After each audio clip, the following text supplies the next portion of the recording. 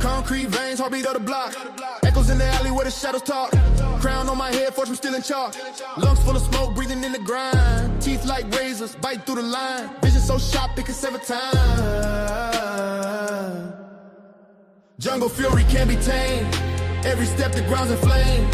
We the fire, we the storm. Born in chaos, fully formed.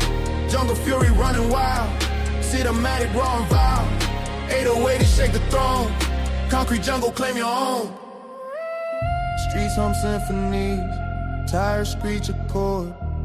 Graffiti sermons. The city's holy word. Buildings whisper secrets. Only few have heard. Brick walls crumble under heavy rain. Baseline, thunder, earthquake, the chain. Tigers proud of skyline, hunt the game.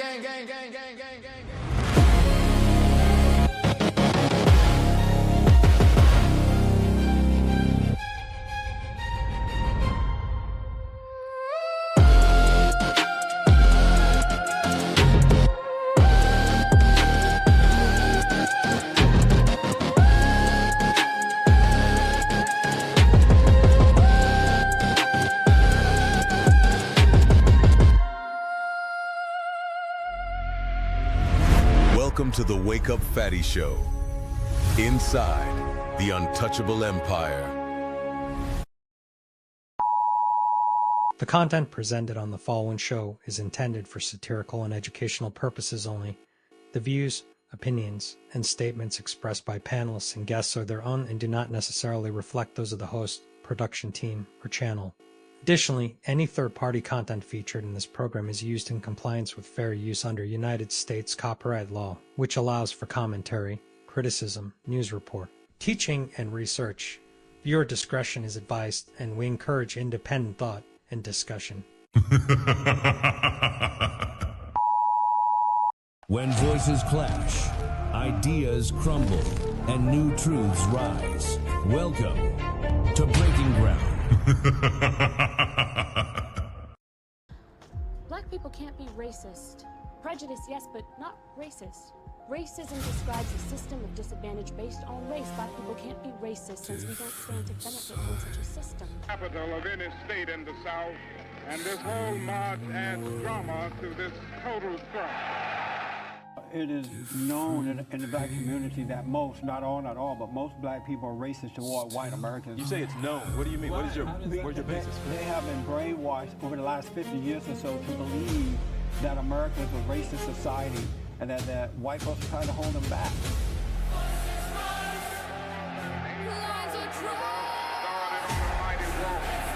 From Selma, Alabama. They told us we wouldn't get here. There were those who said that we would get here only over their dead bodies.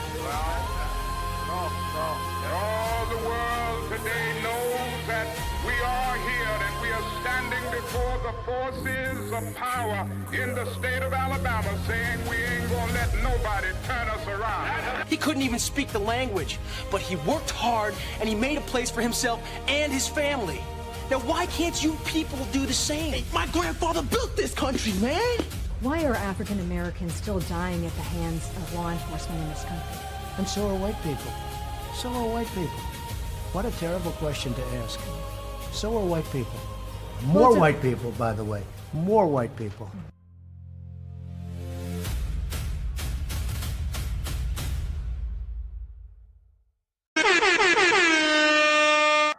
It's time to do. Welcome to a special edition of the Wake Up Fatty Show. We are the Breaking Ground.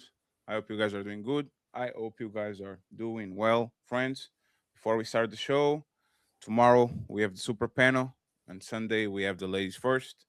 So we just getting started. If you're watching this on replay, don't forget to like the video and to hype the video. Okay, all the content creators are going to be on the description, so please go ahead and subscribe to all of them. I'll truly appreciate that. We have a couple of goals: 15 members and $150 via Cash App or PayPal. Make sure you support the show, and if you are watching these on another content creator, make sure you support them through to the show. Make sure that they feel supported. At least buy them a dinner. Other than that, we have a couple of guests that are already here. Some guests are a little bit late, but they're going to join us throughout this 3 hour event. So don't mind. We already starting this with the ones that we have. I want to welcome Mr. Arnold from the Turn On the ACs in the building. Thank you very much, Arnold, for being here. We appreciate you, sir. Thank you very much. My boy Jeremy, aka Batman, in the building. Thank you very much. Trying to take down my background. I see what you're doing, Jeremy. I see what you're doing. Good job, sir. And we have AdmiralGibbs in the building. Salute to you. Welcome back. Scouting and profiling, of course. And last but not least, Speakeasy in the building. Thank you very much for being here, sir. We appreciate that. Friends, I am going to give Speakeasy the floor because he, for now, is on the island. So he's going to have the point of contention. It was very crowded the last time he was here, but I hope that actually we have a conversation with a little bit of spice this time. So, Speakeasy, if you can, you believe that feminism was not good for a woman. You have the opening floor. It's time to do. All right, so I didn't really prepare an opening or anything, but what I'll just say it like this, right? Obviously, before anyone gets into any straw men, I'm not here arguing women shouldn't have rights. This isn't what I'm arguing. So before anyone gets into that, get that out of your head, right? The whole idea is has feminism actually made women better off, right? So we should see results of this, but we don't actually see any of these. We should see more fulfilled women, stronger families, better outcomes across the board. But instead, we see women are told they can have it all. And they're working more, delaying family, struggling more in relationships, carrying a double burden to be mom and fucking dad at the same time. This all didn't exist before feminism, right? So feminism didn't remove any pressures for women. It just multiplied the fuck out of them. It told women to compete with men and succeed like men, and that's how you have to do it. So it's the question is about the outcomes here. So I would like anybody to display to me the better outcomes for women that came from feminism. Yeah, so their average income is higher, not that far from men with the head start that men got. They're having kids, they're choosing to have kids on their own without a man present. They look like they're having a great time as far as I'm concerned. So you saying that, oh, it's the outcomes based on whose criteria? I mean, I'll give you an outcome. This is an outcome. How about slavery being abolished? Most early abolitionists were women when you start looking at it. I mean, so I guess we want to talk about outcomes. We could look at slavery being abolished in the British Empire, in the American Empire. We can look at other examples throughout history where women contributed to this, and they did it through feminism. I think that is a key thing. Backwards, thanks for the cash. I think this is important to look at when you talk about outcomes. If feminism affects people on a grand scale worldwide, we're economically stronger as a powerhouse. America's the superpower today, and that's partially due to feminism. I mean, like, listen, there is, just like Satan corrupts everything that is good, feminism has gone too far in some regards. And I mean, there's two things where feminism is bad. It's either if you're too far and an extremist, or you're a limp dick male that can't control or enjoy a woman with some sass. And I'm sorry, I like Latinas, so, you know, as a Latino, I know that they get sassy, and you just got to be able to sit here and handle it. And if you can't handle it, I can see why you would hate feminism. It's really that simple.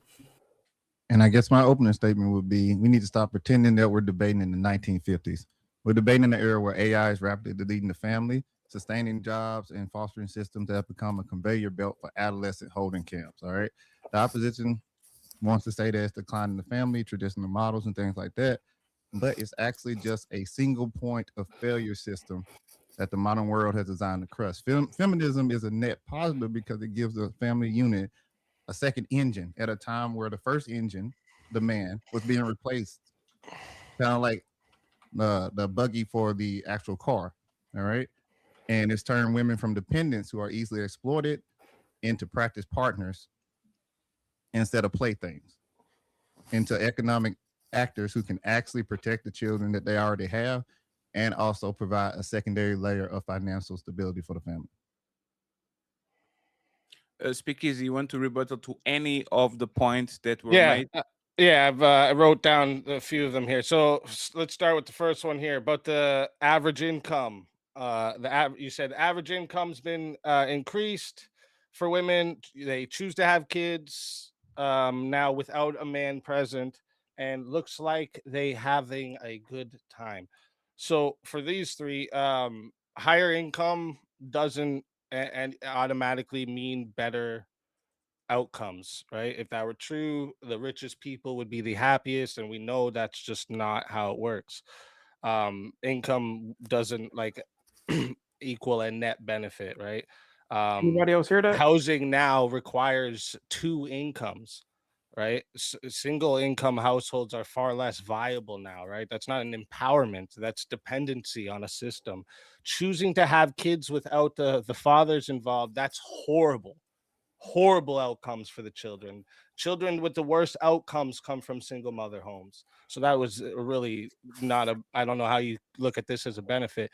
Looks Yeah, so like you they're saying that? You having saying a that? good What about time. women? I What about mean, I women? don't even know how to rebuttal. Looks like they're having a good time. That's just like What's it? an So what's it? emotional argument. Are you basing this on your standard for success? Or are you basing this on what women care about? I would base it on society's standard for success. Or what is society's standard for success? Usually, it's measured by how competent of a citizen and how contributing of a citizen that person becomes. So income is not a marker for that? No, it's not always a marker. Absolutely is. No, no, it's It not always absolutely a is. marker for So that. people who are gainfully employed are not contributing members of It's not society. always a marker for it. No, It's not always a marker, or is it mostly a marker for it? right. Higher out income. You said higher income. You didn't just say income. You said higher income. Right, because So that's not always we've a sat on marker for it. panels. Income we is a know marker that the for it. only reason Higher that their income isn't is always a not marker equal for to it. men is because they don't work as many hours. So their income is basically equal to men. Again, income is a marker for it, not higher income. That's not always a Right. marker for it. And I'm saying that if I found lined up a row of guys, right, and the guys making more money, we'll probably be doing better. So, It's are a you great taking marker. into account the It's a great marker trade-off in a that capitalist comes in? society. It's a great marker. Are you taking into like, so is it, if I make a bunch of money, but I had to murk a bunch of children to do it, is that a great marker that I made a bunch of money? Is that a great outcome, dude? It's a great outcome for capitalism. It is might a not be great for people that you outcome. kill, Say not for it's the a people you great killed. outcome. I made It's a a great bunch of money outcome. off of murking kids. It's a great outcome. But are most women killing people to get their money?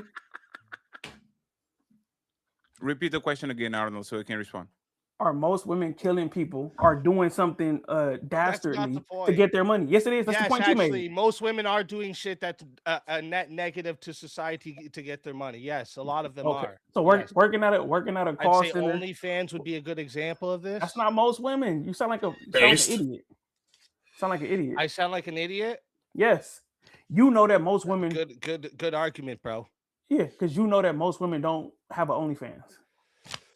Well, it depends what age group you're talking about. Actually, there is no group of women with most of them have an OnlyFans. And there's actually, if you're looking at like ages, you mailing it in today, bro. Looking at ages, you mailing it in today. You're not even serious. I'll let you finish, and then you're not even serious today. Restate your point, Arnold. So you don't even have arguments, bro. There is no age demographic of women who mostly are on OnlyFans. Yeah, women ages from 18 to 25, a majority of them in the US are doing some form of sex work, yes. Based on what? So where are you basing that on? There's stats to show it. Do you want me to get those for you? Yeah, absolutely. Okay. Put it on a 18, private chat. 18 to Discuss. 25. gonna Most play this most game. women 18 to 25 are some way selling sex. Yeah. Okay. Can't wait. I didn't know this was gonna be pull-up study, but You said some bullshit. No, it's bullshit. 1 Sure, second, it's friends. bullshit. This is not going to be pull-up study type of situation. But when we do statements that are a little bit kind of doubtful, I would at least enjoy to put it on the back so we can at least look at them. Okay. I mean, that's a ludicrous statement. We know that like less than 8% of the people in the United States and worldwide do sex work. So like the idea that 40% of an age group or even higher is doing it is just not factually true. No, and you might be able to find one 50.1%. study. Yeah, he said 51%. That's a ludicrous statement. It's not even worth really considering. Any research that he shows pulls that up, I'm going to call bullshit on because I can pull about 200 studies. So no I can point pull in about pulling up the 200. research, Well, yeah, because I right? can pull No up point in 200. pulling up Well, I any mean, if we're going to research. do that, I can pull up 200 studies that prove me wrong. If I pull up one there's no study, point. that's an outlier. Yeah. Well, Okay, cool. You that's do understand what an fine. outlier is, right? Gibbs, that's fine. Okay. That is Cool. fine. Just All right. know, don't fucking think you're ever going to refer to any studies for the rest of this debate. Well, now. that I mean, hold on. There's a difference between an outlier study and the norm, right? No. You Sure. don't get No. to play that game. You No. don't get to Yeah, I play mean, that sure. game. I mean, Don't I'm pull just up pointing any out the studies facts. either. I mean, I'm Let's- sorry that you're upset about the facts. Let's take away the. I mean, you're censure. triggered a little bit because You I think told it's truth. Yeah. beneficial for women to be working in ages 18 to 30. Their most viable or their most fertile years. You think it's beneficial, a net benefit for women to be in the workplace during these times? Sure, if they want to be. Yeah, if they want to be in the work. Yeah, I mean, think about it, bro. Listen. Look, one of the biggest problems is when we have too many kids and you're not financially prepared. This allows people to bring the amount of kids down, which I know everybody wants to sit here and go, oh, have 300 kids. I mean, yeah, bro. Listen, I'm from an area where people were having kids at 15, where they were not. I rest my case, and the poorest people also are the least feminist. So what is your point? If we go to look at the countries by capita where they have least feminism, would you say that most of Africa and South America is predominantly feminist? Which I say, like, no, obviously not. Would you say Middle East and Malaysia is feminist? No, it is. No, it's not. And they're poor. I'm just stating facts. Once again, you just got no answer. I mean, they can hear me perfectly fine. Please, you're please just doing the address one. destiny thing, right? Like, I'm not doing the so destiny many thing. points really I'm just quickly, speaking. as many times I'm just as I speaking can, to one so point. no one can actually I'm sorry that you understand can't what I'm speak that saying. quick. Let's do this, and Gibbs actually agree with Speakeasy on this one. Sure. Speakeasy, pick one of the points that he said, and let's address it. Angry Man, listen to what they're saying, and as soon as you want to intervene, we'll pull you up so you can actually address things. It's already starting off ridiculous because all women monetize sexuality. Facts. All women monetize sexuality. Right, but that's a general statement. We're talking about actual sex work.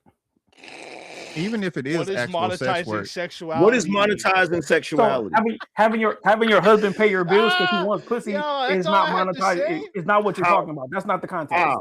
How? That's not it. That's not what he's talking about. How? That's not OnlyFans, right? That's not making a video of yourself and selling it. So basically, it's not the same. That's hey, speak easy. Hey, your bell bondsman showed up, bro. Now you bailed out. Now we're gonna debate Angry Man for the rest of the show. Bailed out. I didn't bail out of anything. So basically, you want with to that weak shit you came with. Dude, Just bro, start the show. listen, over. Basically, this you want to internet quibble tough over. guy shit don't look good on you, fat boys. Just shut up. Whatever you want to call it, bro. So basically, you want to quibble over minor details. The overarching. You want to say a husband providing for his wife. Let me finish, please, and then you have a chance to answer. Go ahead. The overarching point is that all women monetize sexuality. It is the nature of the society we live in. One of the value markers for women is their sexuality. We can't get around that. There's no disagreement there, but are you comparing a woman being provided for to sex work? That's what you're equivocating. Yes, I am. Okay. And do you think that is the same equal to a woman shaking her ass on the internet with a video and then me clicking on the link and paying to see a different video every month? Well, what's the male equivalent of that? I'm asking you, is the same. What's the male equivalent of that? Like, Because if we could just ask questions and never answer, we could do that. We could do that for the next 3 hours. The intention is the same. The intention is the same, is to utilize your sexuality in some way, shape, or form in order to gain a benefit. And you think, right, a woman being provided for is how her income becomes equal to a man? No, I didn't say that. I didn't say that. Fucking jackass. I didn't say that. Yeah, I'm not making the same argument he's making. Jackass. Jackass. Maybe pay attention to who you're So talking. let's address. So let's You was address. happy to have but you was happy to get the bail money, bro, but I guess not. What bail let's- money? What are you talking He about? Listen, bailed you stop out. this He like made fake a great internet point. dog He jail made a great talk point and that talk you wasn't even normal like a thinking human about. fucking being, dude. Yeah, let's go. Bail Did y'all, money. wait a minute, I got a question. Did Angry we- man decided to talk, and I respect. just started, right? Instead of Yes, Yeah, we fucking just interrupting yes. him. It Sound looks like y'all been he's- going at it for an hour. What is? Like No, this no, dude, no, like he's but- just, like, Welcome he's to the just rodeo. quibbling over here about. I asked a simple question: Is it benefit? Is it Houston a stuff. benefit for women for them to spend their fertile years at the workplace? And you said yes So for who? them. How is For that? them, How yes. do you think it's more beneficial for them to, instead of be working on a family, you just having said it. children in their fertile years, to be working? Go ahead. You said the poorest ones Hold have too on, many hold on, kids. hold Why on, would you hold not on, want them to hold on, work? Go ahead. Yeah, I'm sorry. hold on, bro. So I didn't what? say So the what's poorest one have what is too the? many Tell me what is the kids. net benefit of a Did you? child? And again, What's the net We benefit? can of a literally go child? back and tape. Sorry. Hold on, bro. We talking about her fertile Shit. years. What is the net benefit of a child? Is this a real question, or are you Yes. just doing another quibbling thing? Right. I'm saying there is no benefit Oh to having my a child to an God. individual. No. There Well- actually is. There actually is. No, How there about actually how is. about replacing society, you moron? There How about actually is. that? If the There birth actually rate doesn't replace the society that it's in, guess what happens? No more society. Is it beneficial to have a society or not have a society? I hope you got No, a kid answer already question, and you got fat one on the boy. way. Is Speakeasy. it better to I have really a hope you're doing society that. or not? Or are you a scourge on society Can too? you Like answer the women. fucking question? Like those same women, right? This is. Those, I can tell you're a feminist. I Hey, can cry tell. to somebody who I gives can a tell. fuck. Cry to You're somebody who gives feminine a as fuck. fuck, bro. Answer a No, question. I give no fucks about what you're saying, Speakeasy. I know, miss. I know. You're a Yeah, girl. hey, I you get in the it. fucking deep end, man. Call your mama to hold your hand through this fucking deep Call your alley, mama bro. to hold your hand. Yeah, it's a dark alley, buddy. It's gonna Call be your a dark daddy. alley Call today, your buddy. daddy to hold Call yours. somebody who cares Call about your you daddy today, to hold buddy. yours. Yeah, buddy. Come on now, dog. Come on, man. I hope you have kids. I hope you have kids, Speakeasy. Yeah, Let I me mean, give I you- don't, Kids. I don't know how you can Kids. simultaneously at the same time though. Earlier Have say it that. for society. What? Hey friends, Doesn't matter. I was very clear before the show. Okay, let's get Jeremy and Angry Man over here, especially Jeremy. Jeremy, of the points fucking statement to say. of Sounds the pedophilic points to that me. they made. You Speak telling me easy. you don't? Hey, friends. 7, bitch. Hey, friends. Got 7 of them. Friends. I asked y'all before the show.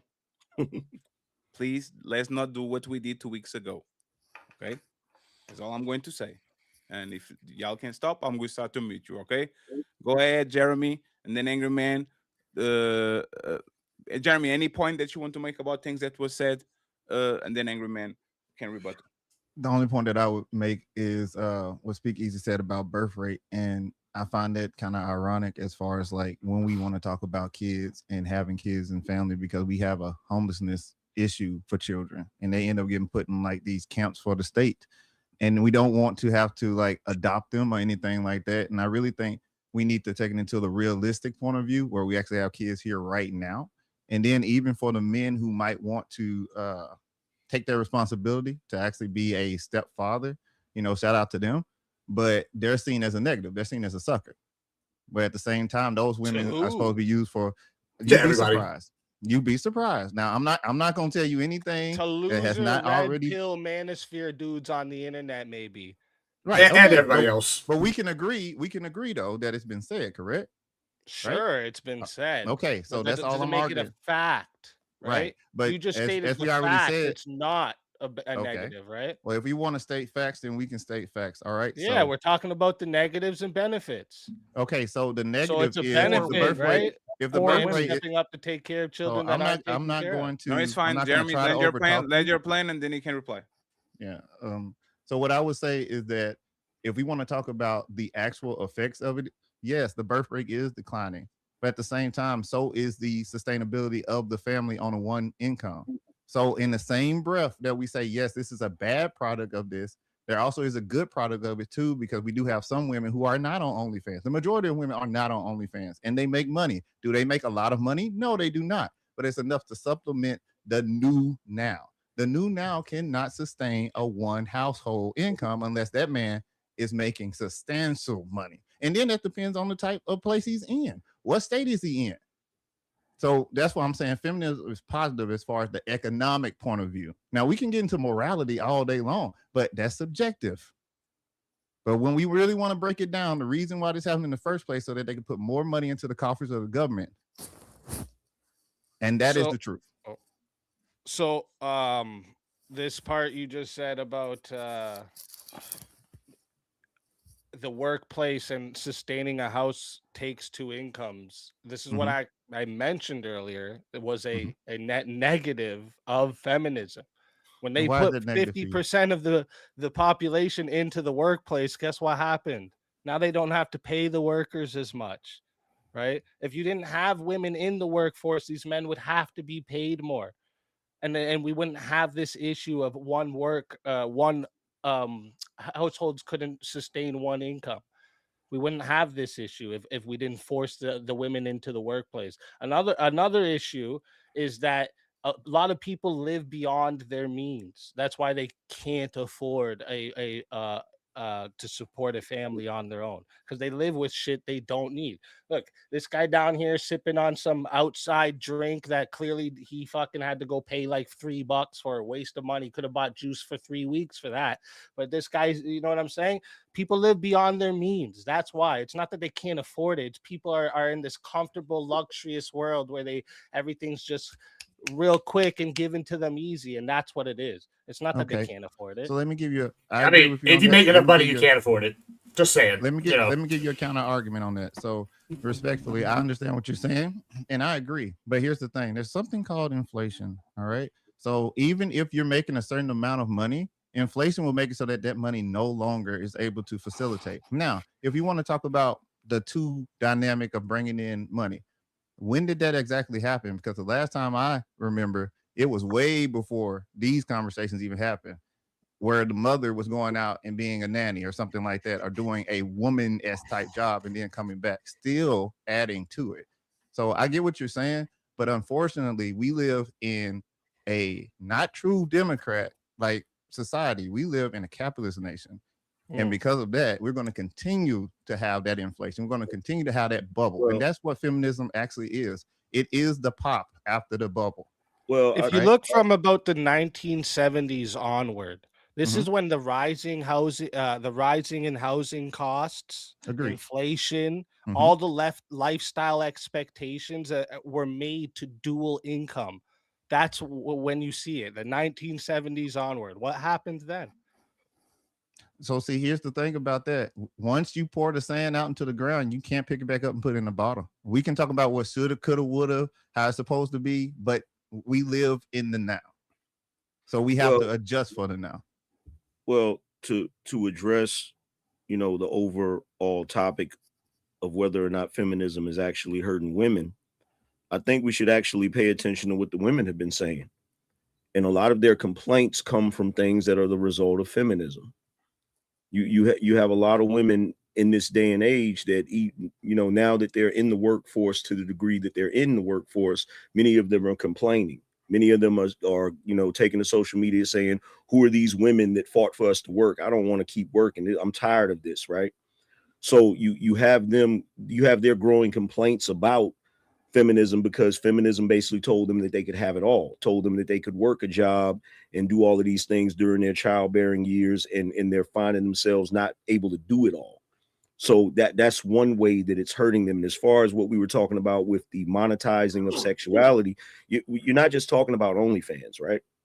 You're talking about, like, you got to give these women credit. They figure out numerous ways to capitalize off of that. So you have OnlyFans, you have the growing number of women who have become sugar babies. You have these websites that facilitate that now. You have what we call dinner whores, the women that go out with guys just to get dinner in a movie or whatever, which causes another problem, because then the men become demoralized and they don't want to go on dates traditionally the way they normally used to. So you have that issue. Then you have the chicks that are actual sex workers. Then you have the chicks that do X-rated movies. There are so many different ways that women actually get paid off of sexuality. So that actually is a thing. I realize that it's a small percentage of them on OnlyFans, but They're not just on OnlyFans. You have freaking massage parlors. You have all types of stuff. I don't necessarily disagree with the women using their sexuality to get to that point, but I think there's a more important one to look at. This is kind of what the Turn On the AC and Speakeasy were just debating.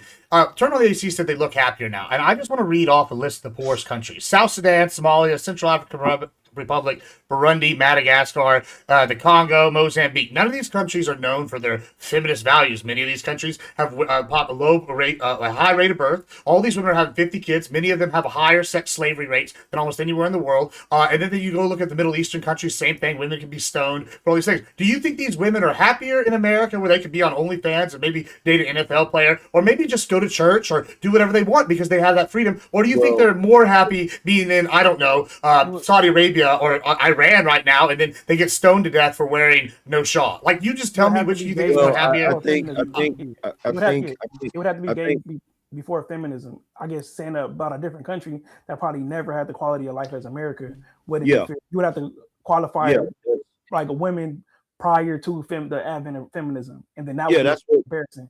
And I'm go ahead, Angry Man. No, I was going to say I actually agree with that. I was getting ready to say it's kind of that's kind of skewing things, because when you're looking at countries like the Middle East that have these extreme situations, of course they're not going to be happy in those situations. But equally in this country, you also have studies, even though y'all didn't really want to cite studies, but you also have studies that have came out that said a lot of women in America have grown increasingly unhappy. And I think that's part of it. I think part of it is the fact that they're told a certain story about what they're going to be able to do as feminist women, and they find that they're coming up short. They're not able to do those things. So that's actually contributing to their unhappiness. Well, Angry Man, I know you missed the opening, but I said the same thing. I'm sorry, Jimmy. But I said kind of the same thing. I'm very much in the middle of this. Like, I think feminism was good and is good to an extent, but just like Satan corrupts everything, you have them go the extremists, they go too far, and I think that's what's happened. We've maybe gone a little too far. But if we're talking about feminism as a whole, I think you have to look at the world, right? Like, we can determine that countries that have embraced feminism outside of maybe Japan, all of them are doing better than the countries that haven't, to some extent, right? Like, economically, they're doing better. Like civil rights, they're doing better. They've helped get rid of slavery. And I think we're talking about outcomes, and we have to look at the overall outcome. And I just can't fathom this idea that even though we're below population replacement rate, that the idea that, having 36 kids is a good thing if they can't afford them. Because maybe where I come from, people were having 2-3 kids by the time they were 21, and they're all broke now to this day, right? I didn't have kids. I still don't have kids, right? But I got plenty of money. When I do have kids, I'm gonna be able to afford them. I'm gonna be able to do whatever I want with them, right? And so, it's kind of like, if you have kids when you're not ready, it's a problem. And I think feminism has kind of spoke to that, and it's been a good thing for men and women worldwide. Well, here's the thing with that. So when we're talking about these other countries that are doing better, doing well, that have feminism, it's kind of like a guy that's working out, but at the same time he's taking a weight loss drug. Like, we could try to attribute all of it to the weight loss drug, but there are other factors, there are other moving parts in that country that are contributing to that country being better. So we have to factor that in. So to me, that gets a little complicated when we start talking about the economies of other countries and things of that nature. But when you're talking about just feminism, me personally, I didn't really have a problem with first wave. My problem is everything after that, when it starts to go into this space of, women don't need a man and men are horrible and all of these different things. And I think that's contributing to women's unhappiness too, because I think a lot of women, I think there are women who do have a desire to have that sort of traditional lifestyle. But the problem is they live in a society where they're kind of shamed for it. So any woman that, doesn't display feminist qualities and behave in a feminist way, I mean, you literally have women out here that are telling women that having children and being a homemaker is a horrible thing. Then we can go to the economics of it and say most of these households have to have 2 incomes, but there are a lot of households that don't have to have 2 incomes for the simple fact that they don't live above their means, like Speakeasy was saying. That live in rural areas, things of that nature. But whenever these women decide to do that, they're literally shamed by their social group because of the ideology of feminism.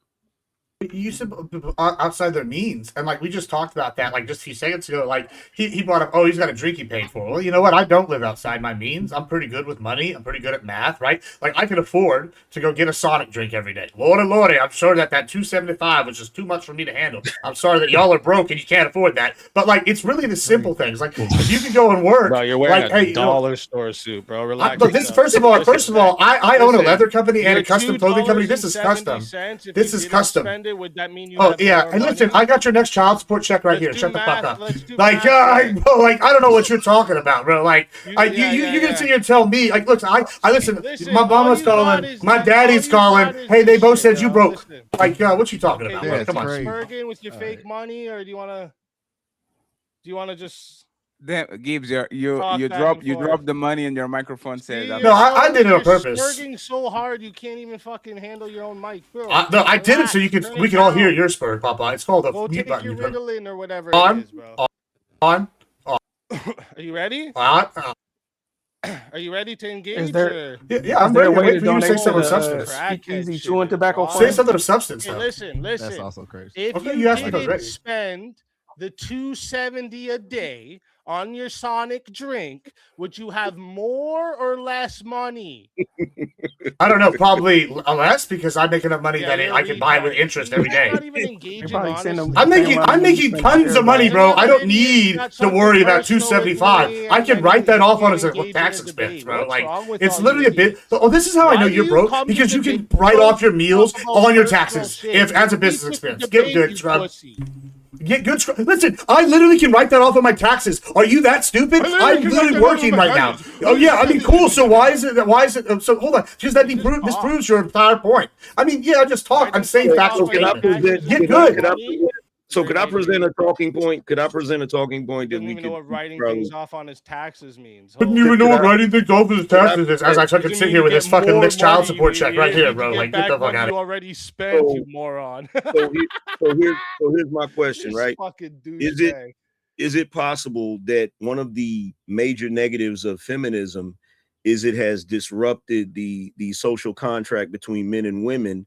And now you see this whole thing where we have these gender wars. We have this thing with dating being, most people on both sides, men and women, say that dating is trash right now.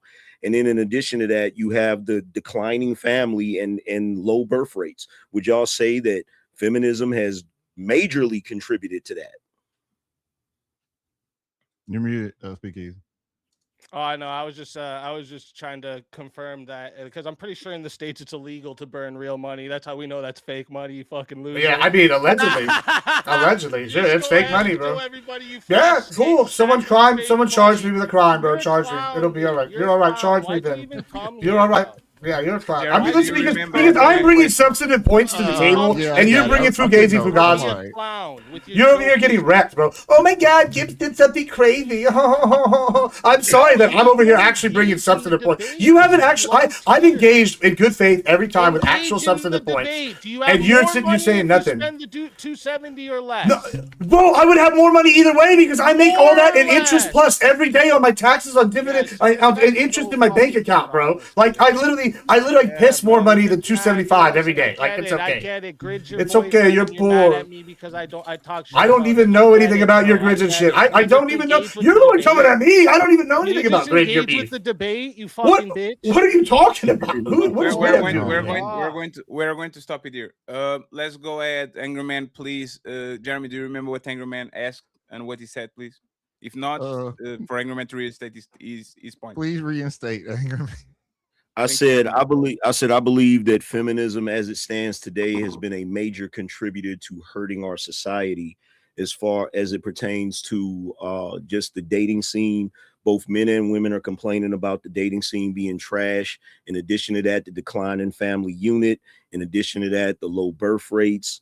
You know, it seems like people are disenfranchised to the entire idea of dating and relationships today.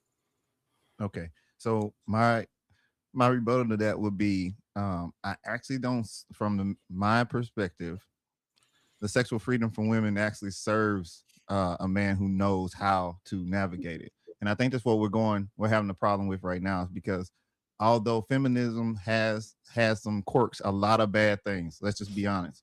But we're talking about the net gain overall. All right. So when we start talking about the dating dynamic, then we have this different thing entirely where now women have the preference to choose this and the other. But men also do too. And I also say that men who actually want to get married, it's better to know that your girl is a hoe 6 weeks in versus 6 years down the road. Yeah, but I would argue, I would counter that it would be better for her not to be a hoe in the first place. Agreed. So wait, let me address that real quick, right? Because I feel like the sexual liberation thing was sort of like a Pandora's box. Like once they opened it up, it caused more problems for them than anybody else, because you have women out here that, you know, they get this, they engage in this sexual freedom. You know, many of them call it having a hoe phase. And then they don't believe, because of the fact that we're supposed to have a sexual liberation, they believe that everybody should have that thought process, and then it should not devalue them. But the only problem is we still live in a society that's going to devalue them for being hoes. So once they engage in the sexual liberation thing, then they get upset when they're having difficulty finding a suitable mate when they actually do want to settle down and get married. And you know what I think? Honestly, the reason why I think it is a good thing still is because women actually got what they wanted. They wanted to be able to have the same decisions to make as we do. They want to be able to make the money that we do. They want to be able to have the ability to make a selection like we do. Now, some of them are making trash decisions, just like some men out here, if we're going to keep it 100. But then there also are some who have figured out some kind of way to stay off of OnlyFans, even though they got a nice body and they could make 6 figures in 1 month, but instead they go to corporate, or they get in the military, or they do something that's actually substantive, something that's good. You know, they tend to lean into what their natural proclivity is, which is take care of people. So that's why we got a lot of them doing the better ones, doing things in like psychology, sociology, stuff like that. But overall, if we look at the dating market as like back in the day, it was horse and buggy, and now it's a car, and people are still people in this scenario. Yes, a lot of people died when the cars first got out there. That doesn't mean that we throw away the car, because the car's already here. Okay, but here's the thing with this, right? So I get what you're saying. I get where you're coming from. But the problem is when you point out that, okay, there are women making trash decisions, there are also men making trash decisions. But in my opinion, when men make trash decisions, there's a heavier penalty for it, right? When you're a man, if you're a man that's in your 40s and you're selling drugs, you're considered a loser. There's no redemption for you, okay? But we're expected to have redemption for a 40-year-old whore. No, we still call them losers too. When they have more than one baby by different men, we call them losers. We turn them into recreational girls.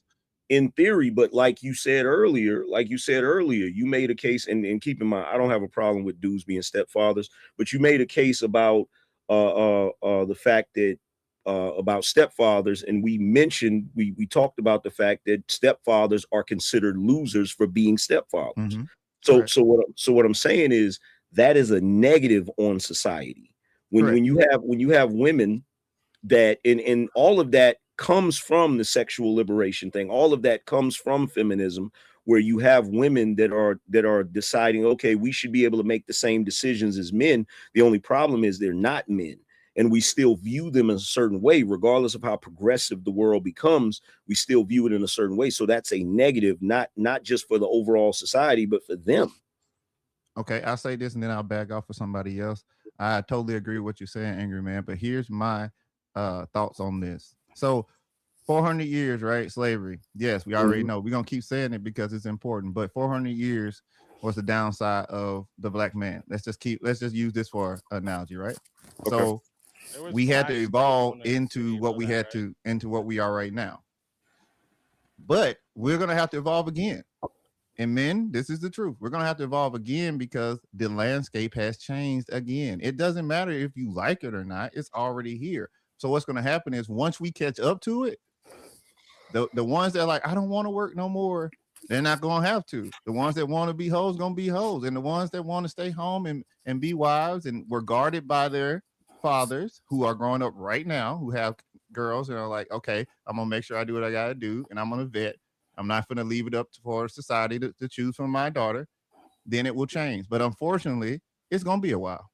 So in the analogy that you're making, are you comparing men in slavery to women in the 50s before or before suffrage, or is that what you're comparing? Like, are you comparing the same dehumanizing situation as slavery to the dehumanizing of women?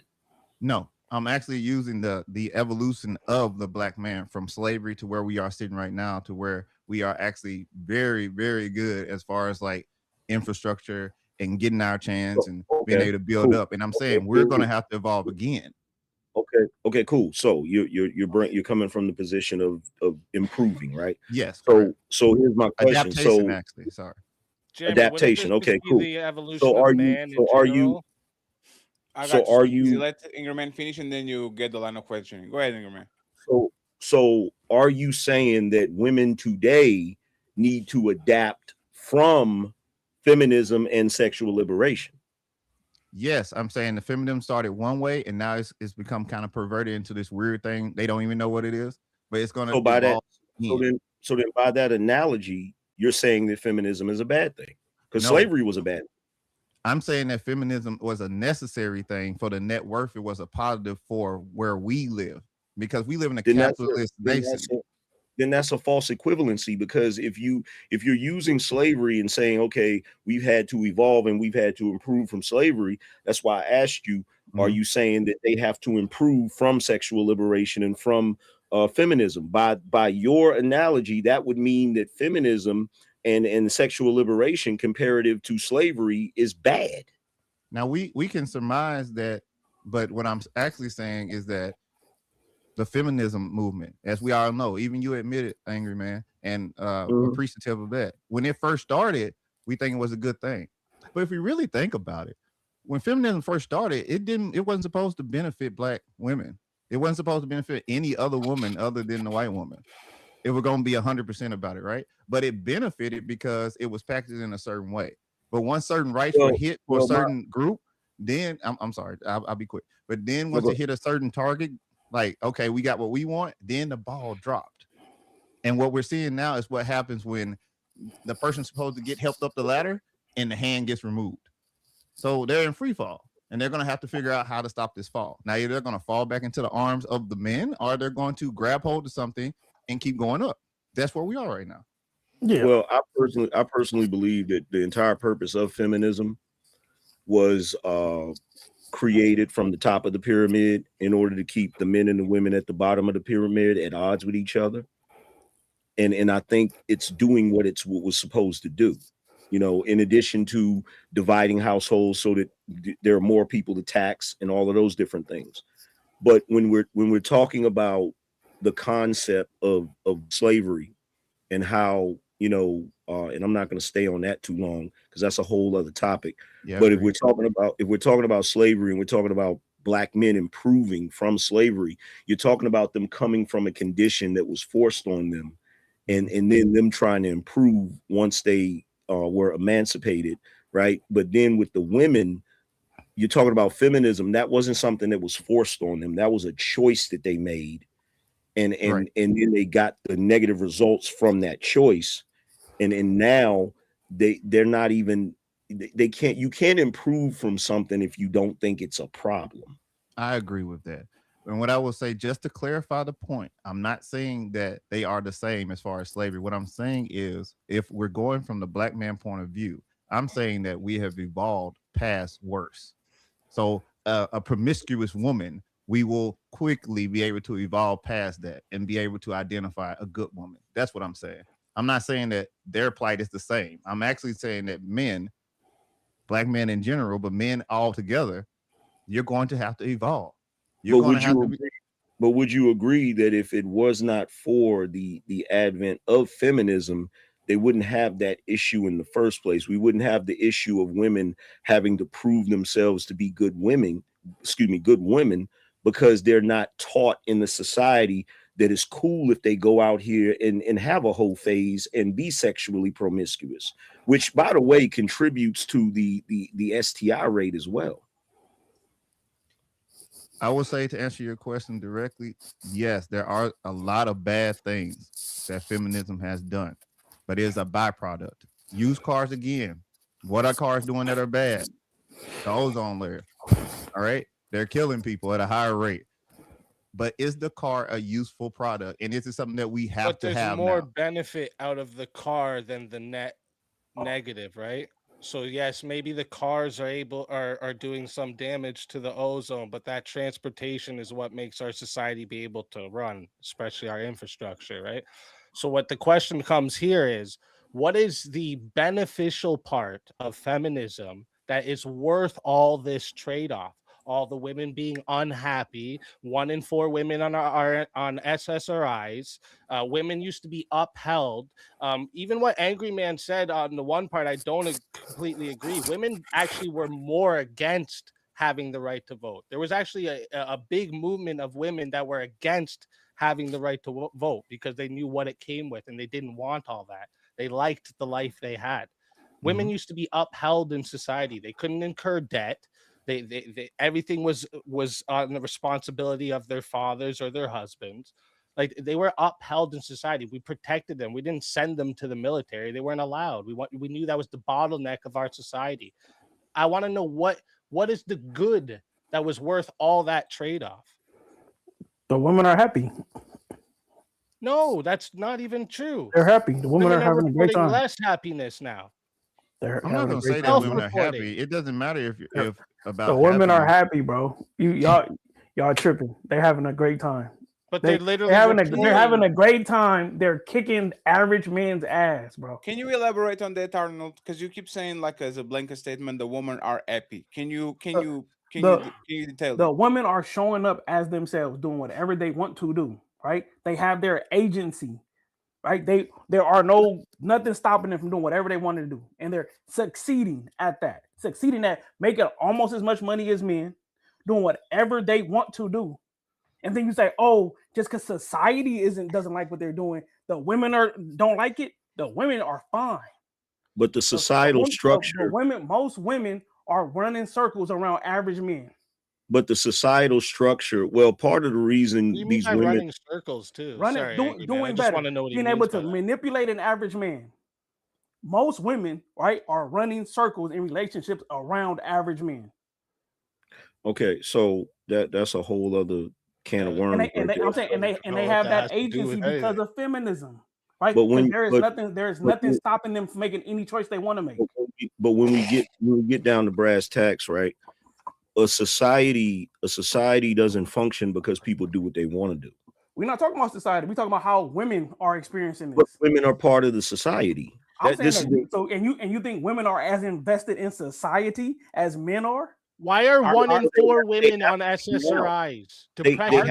Arnold is actually right, and I let y'all kind of talk about what y'all wanted to talk. But if y'all pay attention to the prompt, is feminist good for women, not society? And I will point something. What a lot of times is good for society is terrible for men. Because men become workhorses, men become slaves to the system. Men will do a tremendous amount of things that literally goes against men's interests just to make society work. So, Fatty. the reason that doesn't fit here, Fatty, is because all of us live in society. There's no men that are gonna not benefit from a benefited society because they're part of that said society. Absolutely not. Somebody has to take. Somebody has to carry the burden. Men are literally expendable in society. You go into war, and we also uphold all of society, all the infrastructure. Nobody's gonna disagree with any of that y'all just said. But the thing, if we're taking it back to what Fatty said, as far as is feminism good for women, we got to take the women's word for it. There are countless women complaining about their current situations, even though my man is saying that they're happy.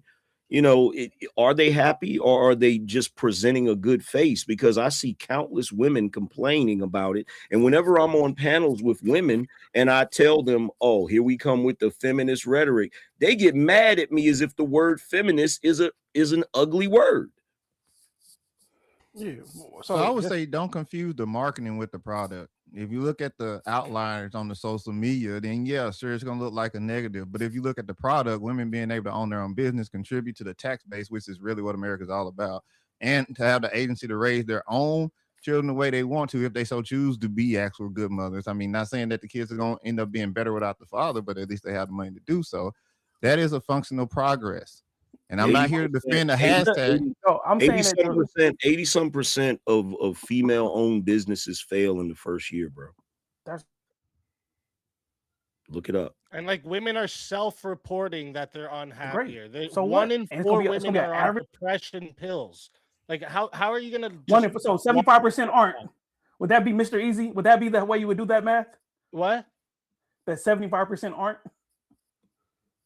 What's your point here? I don't understand. So if 1 in 4 women are sad, that means 75% wouldn't be. Women are on Is that what you're using that depression stat to say that 25% of women are sad? Yeah, 1 in 4 women are even on if depression those pills. 20 that 25%, no matter what mistakes they made, to give them that trauma. No matter what mistakes they made, to give them that trauma. Shout out to give Top them Cat. that trauma. What are you talking about, dude? So you think that antidepressant just come out of the blue, or it's something that leads to that?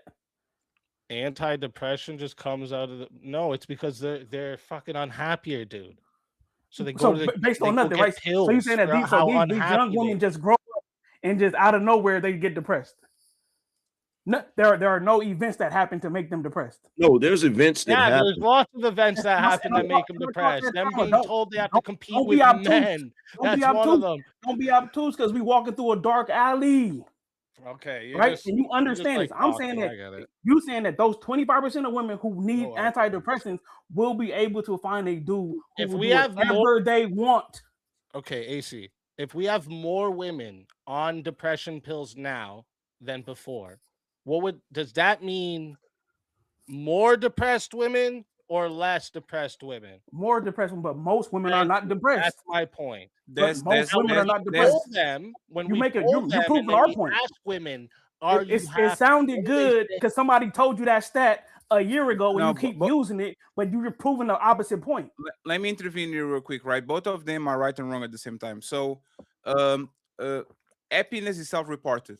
These women have no idea if they're more happy or less happy. They self-reported. These women are not going to tell they are miserable. So the reports of them being happier is irrelevant. The depression thing is not correct, because now people actually have more access to the doctor. They have more access to being accompanied by, like, they can actually go to places where they can be diagnosed and be medicated. I guarantee you, if we compare the number of Black people depressed during slavery and the number of people depressed right now, there's way more Black people depressed right now because nobody was being medicated with antidepressants during Jim Crow era, right? This is a new thing. So just because they're being more medicated doesn't mean that they actually are more depressed, because in the 60s they would not take antidepressants. They will drink themselves there to was sleep. different things they would take. They would drink them. You can there's different things they would take. So we would compare the antidepressants to the things that they would have been prescribed back then. Let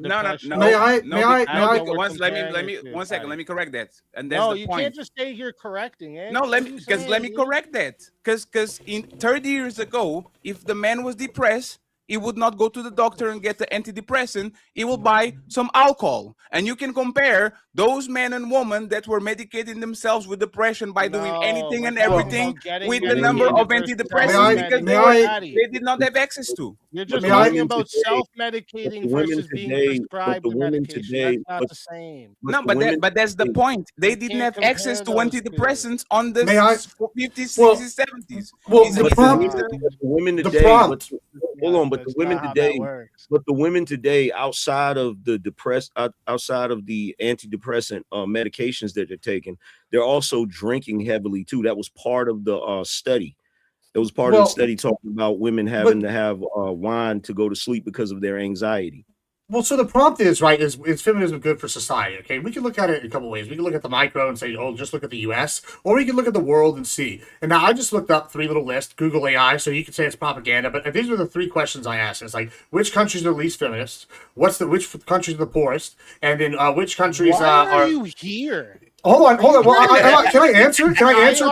Can I talk? I just let you talk for like 5 minutes. I let you talk for 5 minutes. Go ahead, Gibbs. Finish your point, and then speak. You can answer. Yeah, no, fine. And I looked at and then which countries are based what least quality of life for women, and all 20 of these countries line up identically. The countries that are the least feminist are also the poorest, and they're also going to have the lowest quality of life for women. Y'all been talking about what is depression here for women. Well, I would say that all these women in Afghanistan that get their heads chopped off if they fucking do anything is pretty depressing for women. I would say the same thing in Yemen. I would say the same thing in Somalia. I'd say the same thing in Lebanon. All these countries on these indexes, these women aren't. Hold on, these women. Okay, cool. And hold on, and they're not feminist. We could go to Malaysia. I could look at other countries in Europe. All these countries where they don't do these things. Hold on. Well, let me finish. You said society. The prompt is society. The world is a society. We're in a global system. And here's my point. When we look at countries that have embraced feminism to some extent, they are economically better. It's just a fact, whether that's the only factor or a contributing factor.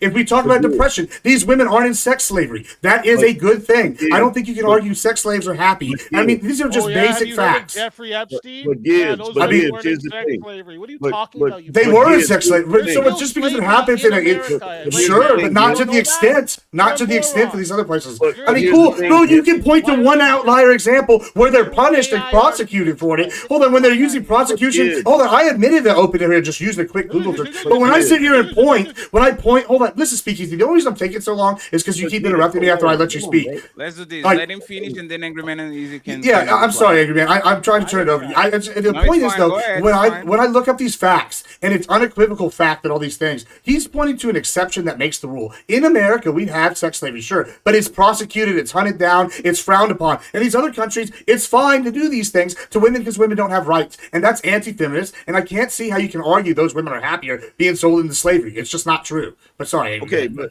So here's my thing, right? So nobody's in favor of any of that. Nobody's in favor of sex work, people being enslaved. Nobody's in favor of any of that, right? But you got to realize that you have depression on both ends of the spectrum.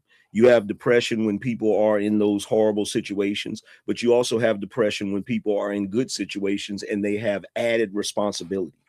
So when you look at women in the feminist movement, they now have more added responsibility than they had before. So a lot of these women are depressed because of the added responsibility. There are women depressed because they can't find a suitable relationship.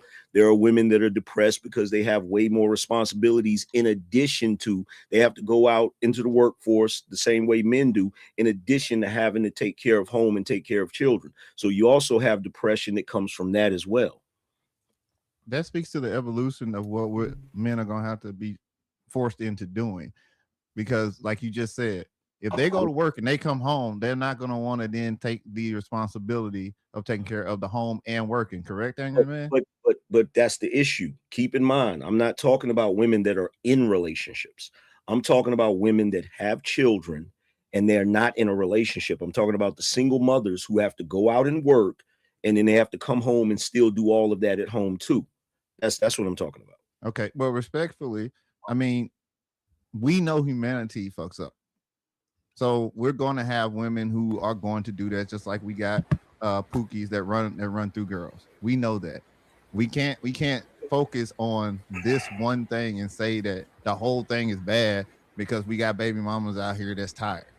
Like, we got to look at the whole thing. We have to look at the women who have actually taken the opportunity and have actually done something with it, and who have been able to reclaim certain things like property rights, like being able to actually vote somebody in that was actually good because the woman vote actually got somebody in that was good.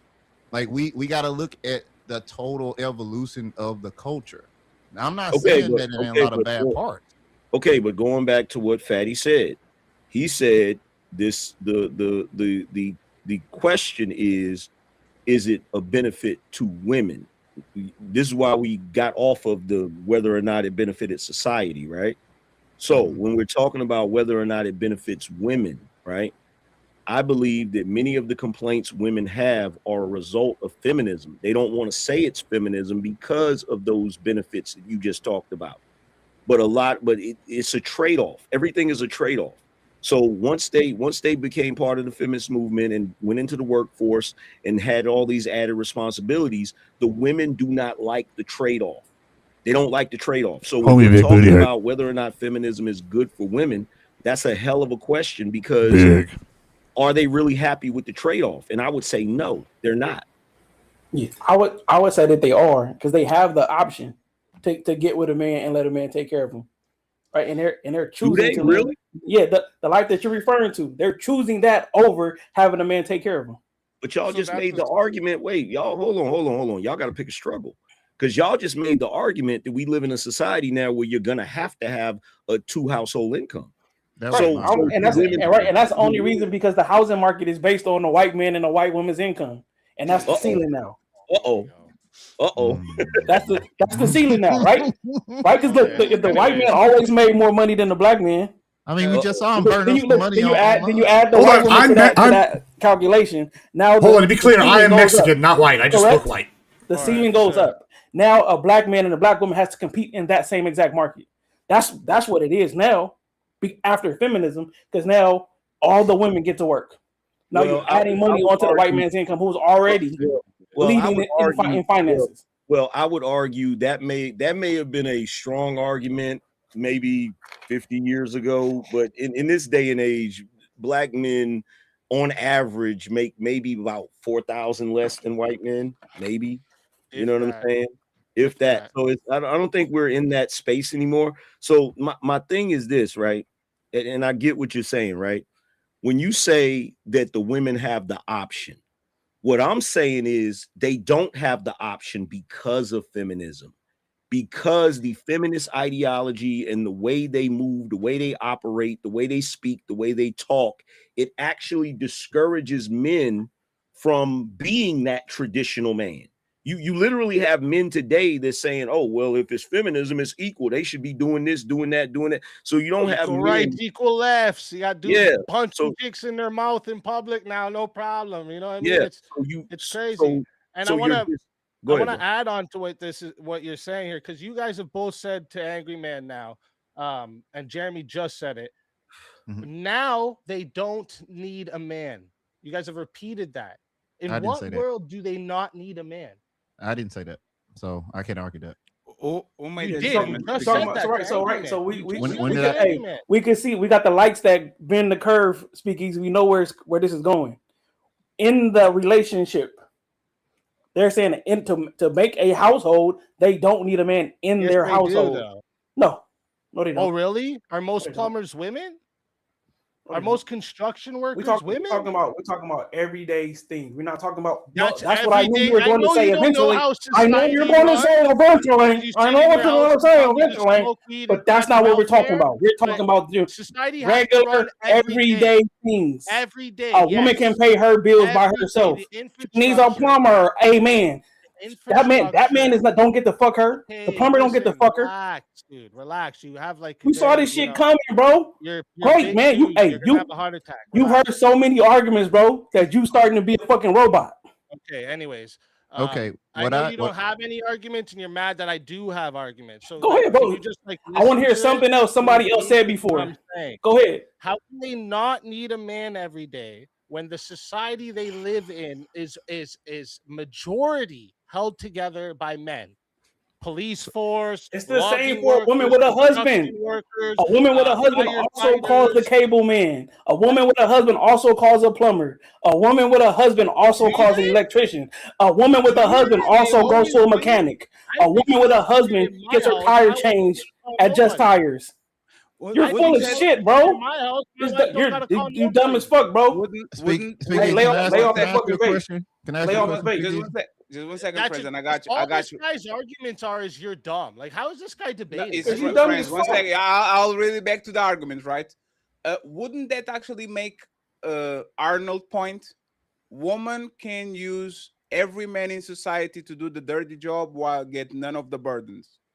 Wouldn't that That's what I was actually doing. Yeah. make the point that What do you mean they have if I no one second, burden? if I can be a hoe and empowered and do whatever I want and still Is it benefit from free? Arnold paving the streets and Jeremy being a plumber and all the men doing the societal But roles, that's I not. wouldn't actually that be better for a Anytime I'm in woman? a back and But forth that's not the. No, I'm asking, wouldn't that actually be better for a No, you woman? fine. Let me debate But you listen, about it then. Fatty. No, Let no, me no. explain to Hey, you why that makes no sense. friends, respectfully.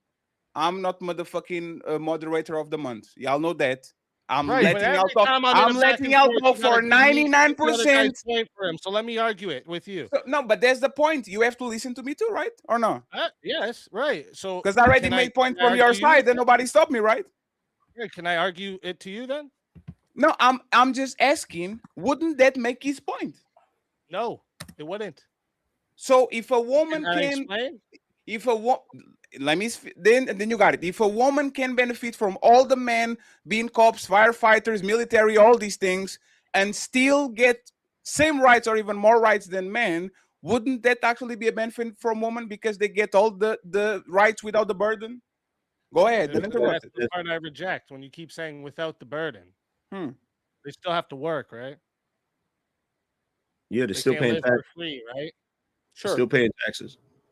Sure. Yes, right. They're So still they're paying paying taxes. for those. They're paying for those services just like everybody else. Right. Sure. So they didn't skip a burden. You know, the women back before feminism, those women had all those benefits and no burden. That's the difference. They fucking crying so loud. And then in addition to that, right? We got to talk about what the women actually want, right? And we keep skipping over the fact that women desire companionship. We cannot ignore this. They desire companionship. If they didn't desire companionship, we wouldn't see all of these arguments. And I disagree with the concept that the social media argument is an outlier. We now live in a social media age. This is where everybody goes. This is the public square that everybody goes to raise their concerns, right?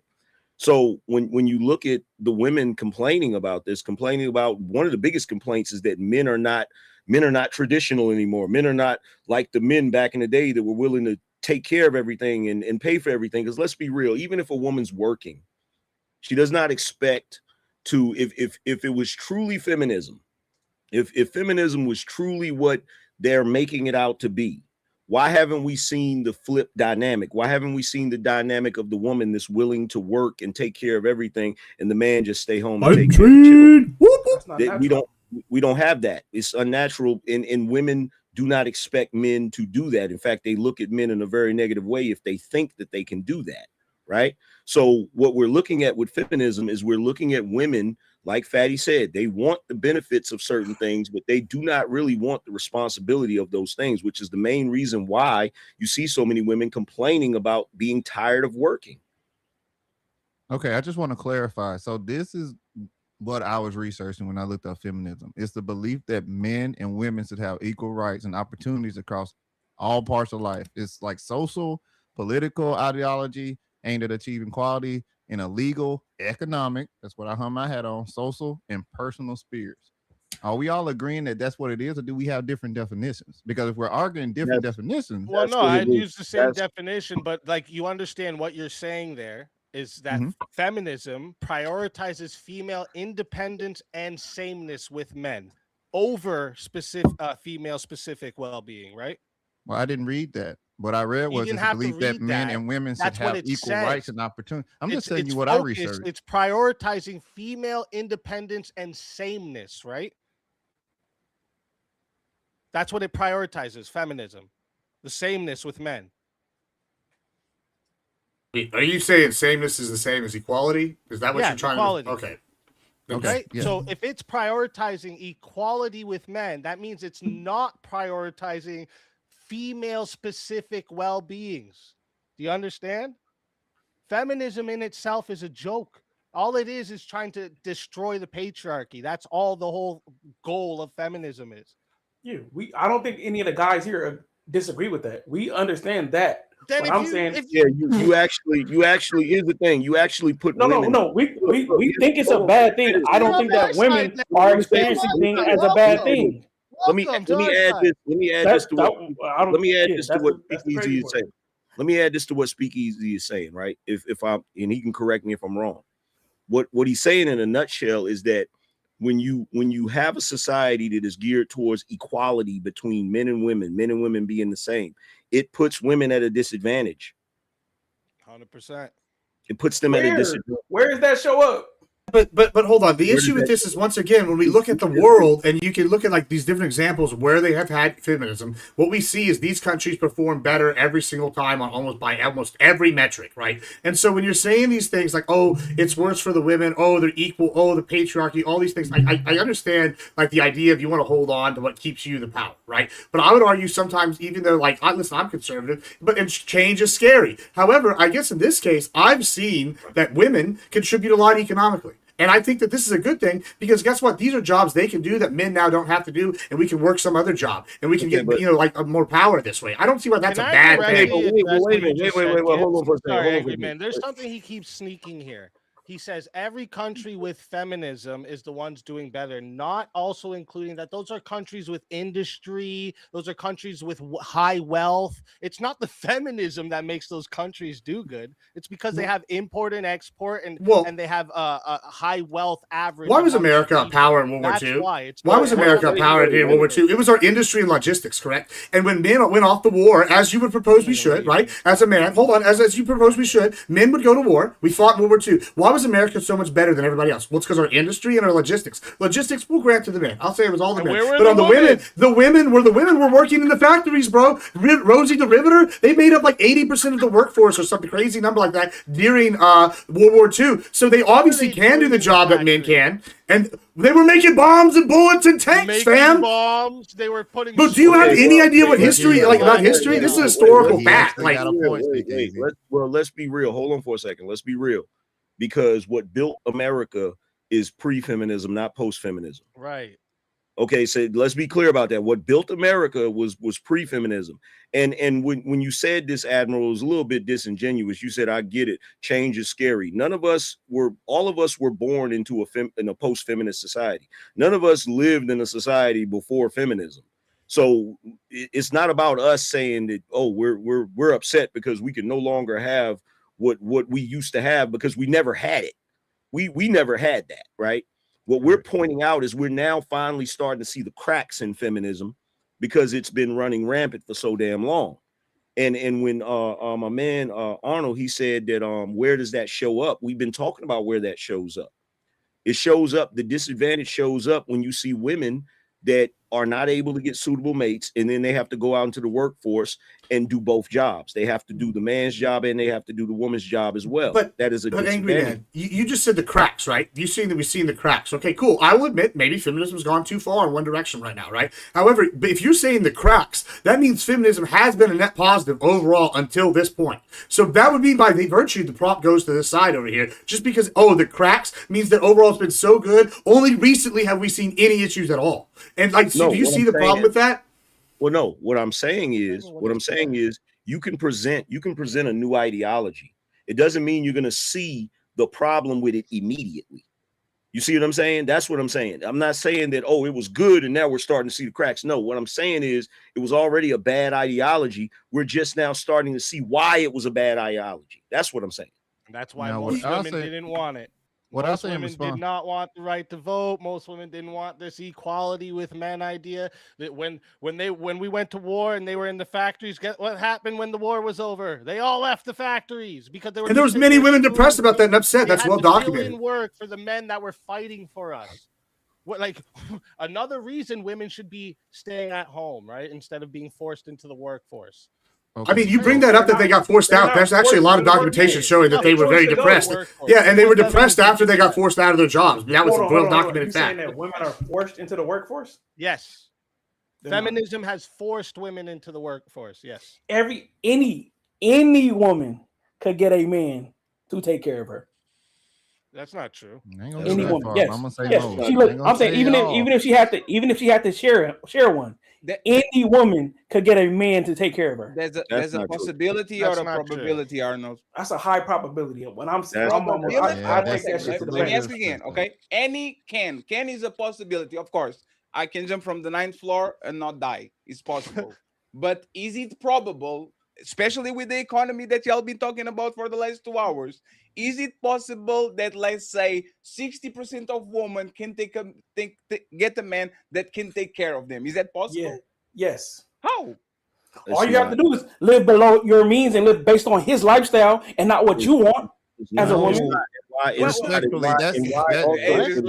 friends, and then I got if you chose to live off of his income, every woman could live without having to work. Off my income, bro, you'd be fucking trying if you knew my income. Relax yourself there, bro. It's not, and why is it? Angry man, I'll give you the floor, Angry man. I just want to be very specific about what Arnold. What is the amount of money that you would deem average income? Average income. You think with $55,000 a man can take care of a woman? Yes. Go ahead, Angry man. Any man living on his own, a single woman goes to live with that man, she now does not have to pay bills. Okay, but here's the thing.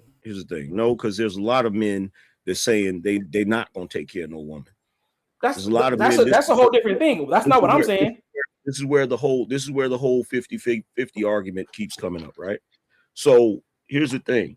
My argument would be this: if feminism is so star-spangly awesome, right? Then why are women still demanding patriarchal traditional men? Because they want lifestyle.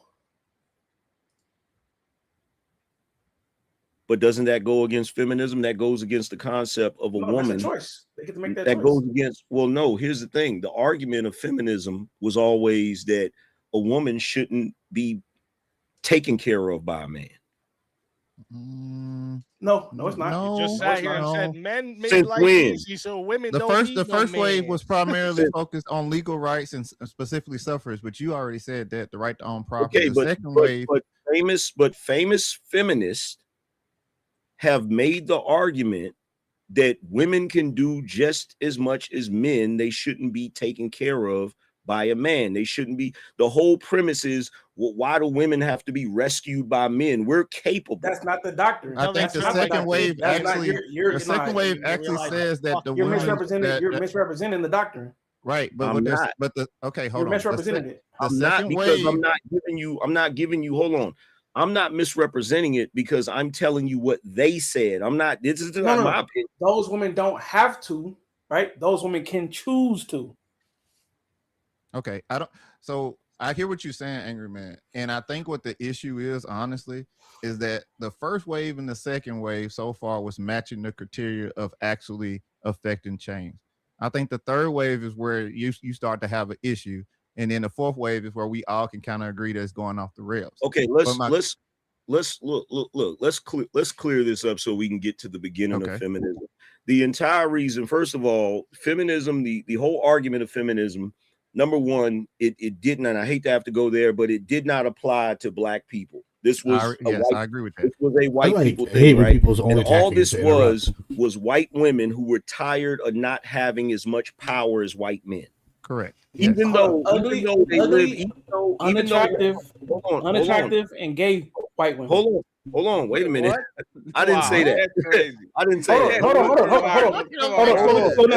Slow down. Let me add this. That's not true, Arnold. Feminism. No, think about it, because it goes to what you were saying. Jump down a rabbit hole. As far as having to, right? Think about it. A gay woman who doesn't like men, right, had to go through a man to get a bank account, to get property. She had to get a man to get those things.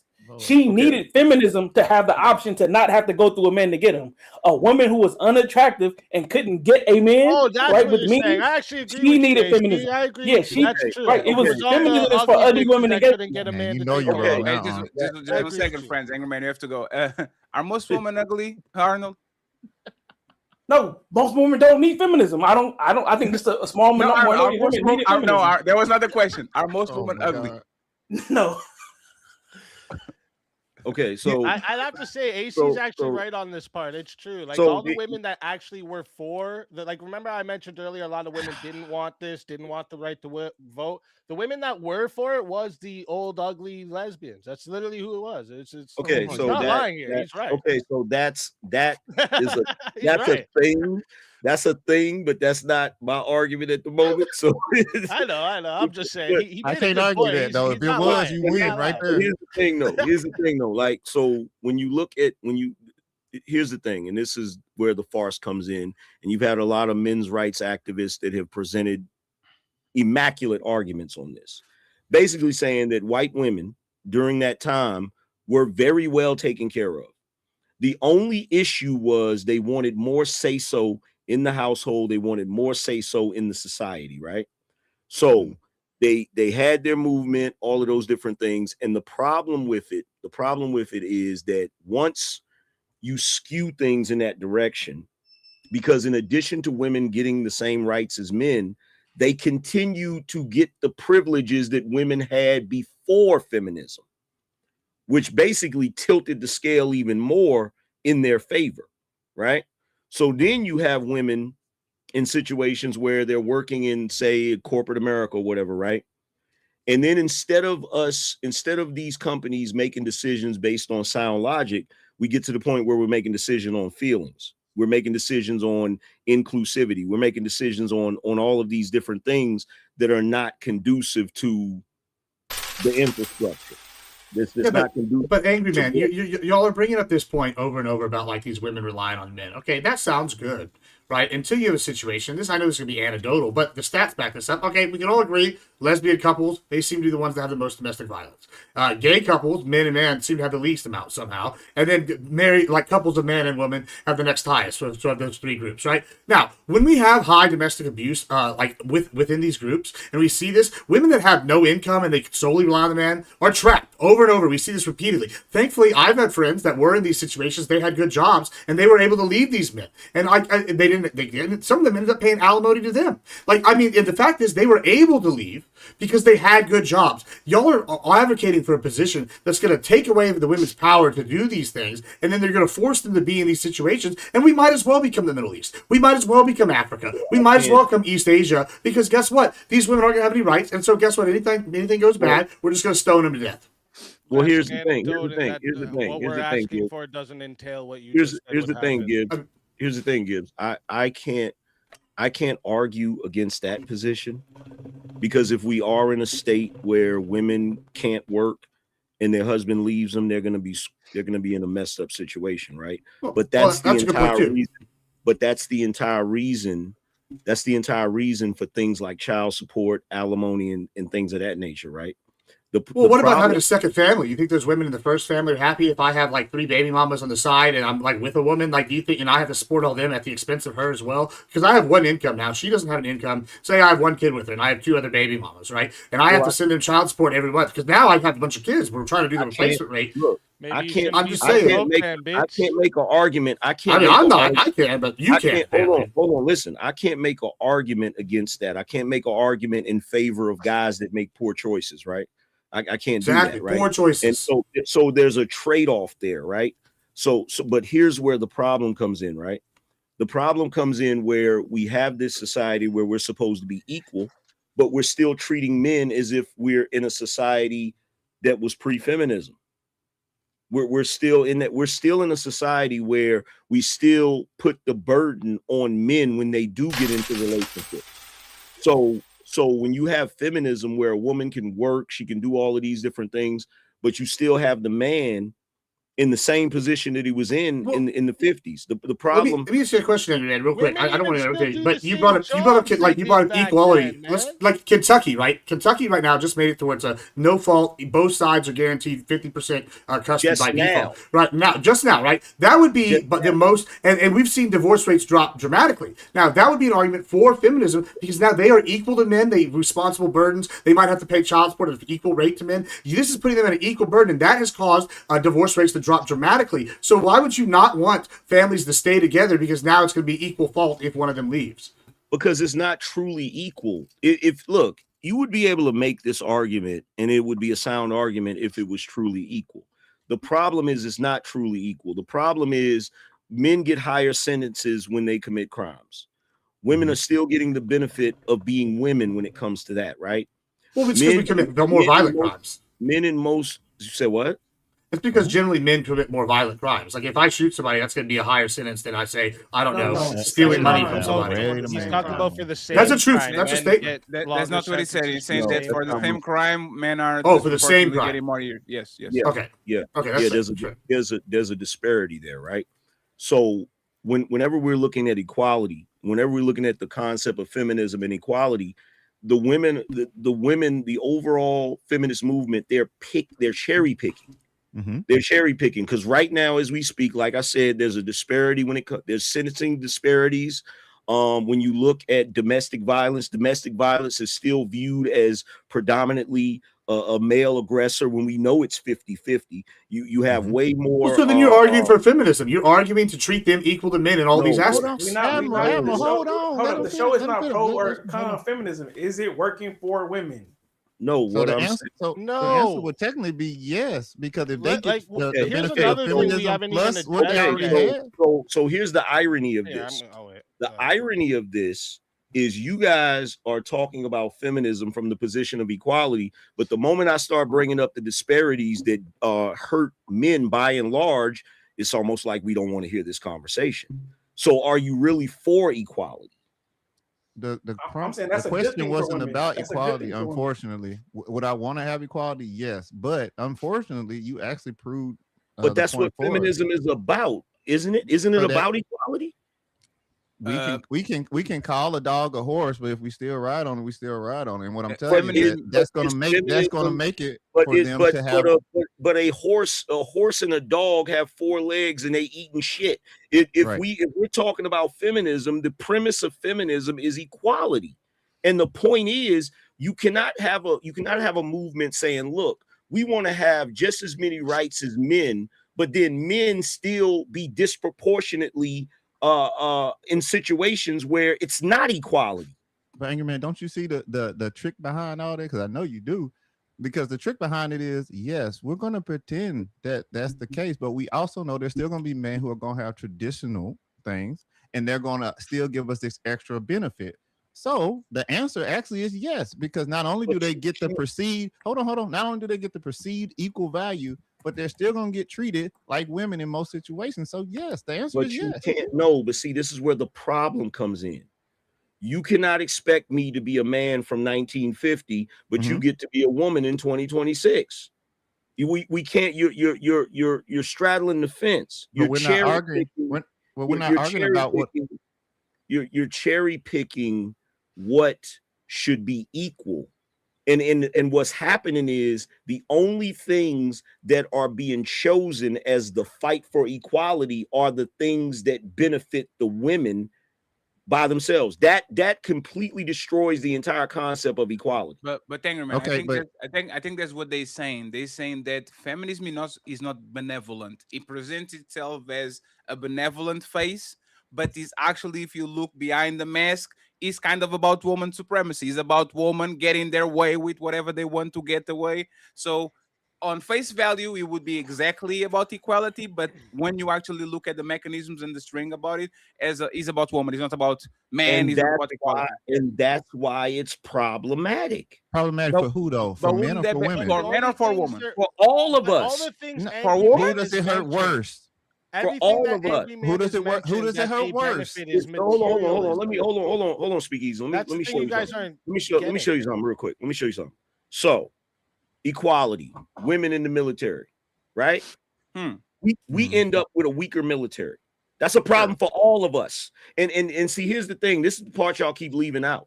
You cannot talk about women as if they exist in a bubble separate from the rest of us.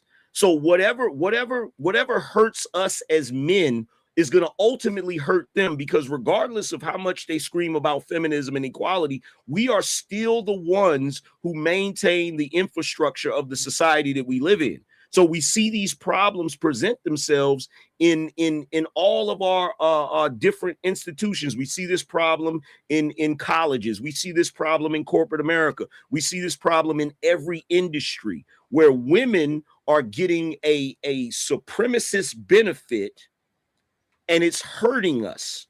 And ultimately, if it hurts us men, it's going to hurt them too. I hear what you're saying. And I want to. I'm sorry, Emma. Just let me get it out. I hear what you're saying. And I agree with you. But to be totally honest, if the prompt was, does it positively affect them more? Is it better for them? Is it good for them? They're going to get in that instance. What we're talking about right now, they're going to get a short-term benefit for the long-term downfall for all of us. So right now, it's still a yes then. No. Yeah, let me bring up something we haven't brought up yet. Okay. What do you think? What kind of like idea or ideology would be put out into the world that would lead to men being put into women's sports? And things like UFC where men are breaking women's jaws, swimming where they just dominate first place titles, all these kinds of things where women are getting positions stolen from them from men pretending to be women. What kind of ideology you think led to that? Well, I would argue that's not feminism. That's radical feminism, which is different. It's actually hold on, it's actually anti-feminist because we made these classic divisions. We made these divisions. Sure, they can, hold on. They can be. Men and women can be equal. Well, I will explain that. First of all, if you are good enough at a sport as a woman, you can compete in the male leagues, and we have examples of this in the NFL, called D1 college sports. We have examples of this happening where we have the women. Hold on, let's get Gibbs to land, and then Speakeasy can reply. Yeah, so what we've done right now, we've made a women's league to protect women, and then if you are good enough as a woman, the men's league is open. There are reasons why in D1 football there are women that are competing. In D1 wrestling, we have women that compete in the men's league. These are true statements that they are equal in those regards. Now, are they as skilled or athletic? No. I do want to address what Angry Man said real quick, though, about the military. I would argue actually. One second. Gibbs. Sure. I'll give you a chance to go back, but let's not move the conversation. Let's stay. Yeah, I mean, but back to what you're saying. Yeah, I mean, it's obvious that you just don't know what you're talking about. That's why we have equal men's leagues where the men and women can compete, and feminist leagues, which would be where we have men going into women. That's not real feminism. That's radical feminism. Yeah, bro. Do you understand that? Have you played a D1 sport? I have, and guess what? There are women wrestlers that are at the D1 level. There are D1 football players that play. I mean, sure, bro. I mean, listen. I was a D1 wrestler. You were a D1 nothing. How bet you like the way that dictates? Anyway, boys, I thought we were having a real conversation. You sound like some fucking failed loser. I used to be. I'm a beast. Wrestler. Now I wear. Now I have more clothes on than you made last week. That's okay, What I'm fucking saying, dude. Yeah, I've engaged. You haven't made a substantive point all night. I've literally made point after point after point back my data. Can be equal. Yes, that is the ideology. Yeah, this is why I brought up the logistics. That's what leads to fucking men being in fucking women's bathrooms. No, I would say that is a corruption of the ideology. That is what I said from the beginning. If you listen to my opener, that was literally my opener. Is that it's corrupted? That's an easy conceit. Why are we going to spend 30 minutes fighting? Yeah, exactly. That is a negative for women. Yeah. Why would we even argue this? It's a negative for women. We don't have to win every point to win. Speakeasy. And even then, it's not really that big of a negative because we still made a protected class. Right on that one because again, there's the ideology that promoted equality that now makes women think they can fight a man. But like Angry Man said, on the long term, is kind of flipping because now there's a term inside Fatty, of hold on. Is there a D1 football? Is there a D1 football player woman? Have there been? And they competed in Colorado and several other schools, and they won. And those schools were winning schools. So if they are that ability, why would you want them not to be able to compete if they're that good? I agree with you. Okay. Female sport. Female sports. You know, NBA is a gender neutral sport, right, Admiral Gibbs? No, sure, they're not skilled enough to get there, but if they were, they could play in the league. Did you know that women can be in the NBA? Are you totally not understanding the point that I'm making? Are you really not dense? Both of y'all are agreeing with each other. Men's sports. I said men in women's sports. Sure, and I said that is a corruption of the ideology that is not true feminism. Okay, so it's a negative, right? It's not feminism, so sure, I'm not going to grant that point. It's radical feminism, which is a corruption. I've already answered it 3 times. I don't know how much more clear you can make. It's radical feminism, which is different than feminism. Arnold was very quick to say this is a negative part of feminism. I also agree. What I wanted to say is, Speakeasy is right because female sports is positive, is actually benevolent sexism. Is discrimination to put women in places that they are not qualified for. So we separated women. But hold on, we just agreed though, Fatty, that the definition of feminism was to be equal, correct? Let me finish, Gibbs. If you don't let me finish, you are not going to understand what I'm saying, right? Sure, go ahead. Please. I'm just saying that you are right too when Ingerman said certain consequences. Feminism is walking in a way.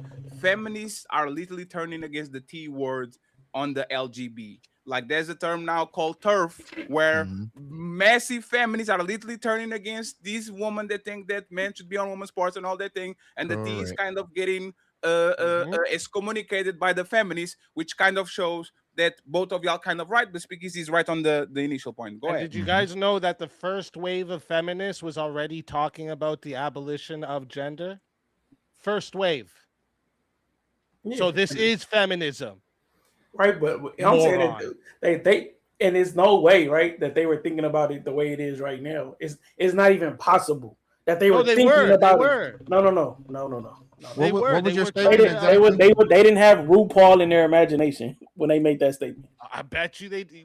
There's literally all right. There's a famous actor from the 50s that it was a girl. It was really a boy that just had sex surgery.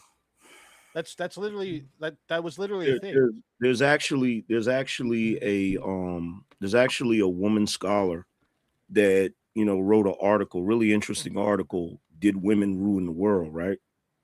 And in the article, she's talking about many of our industries that we have, where they have these programs that are set to basically fix the problem of a lack of women in certain industries, right? So they're forcing them to have these quotas where they have a certain amount of women in certain industries, right? She said the problem isn't with the equality. The problem is with the fact that once you get a institution that has more women in it than men, the decisions that they make in those institutions tend to be more based on feelings as opposed to just straight logic, right? Now, y'all may not think this is a problem, but depending on what industry it is, it actually creates a huge problem. This is one of the things we're dealing with when it comes to feminism, when it comes to the declining of certain industries. That's a thing. I agree with you, but just because I agree with you on the after effect doesn't mean that I agree with you on the fact that feminism is not a net positive for them. Because if they can affect that type of change just by sneaking their way into a board and then getting enough because of feminism, because of affirmative action, because of all that's this because stuff. of democracy. Okay. That's a whole nother argument, but that's a joke too. Does democracy like feminism better than traditional values? No, it just likes bigger numbers, right? Okay, so who's the bigger number perception-wise? Women, it's just like voting, right? Women tend to vote with their feelings. They vote for safety, where men And are who voting are the for bigger our brackets of freedom and voting? our country to stay the way it is. But who's the bigger brackets of voting then? What, sorry? Who has the majority bracket on voting, men or women?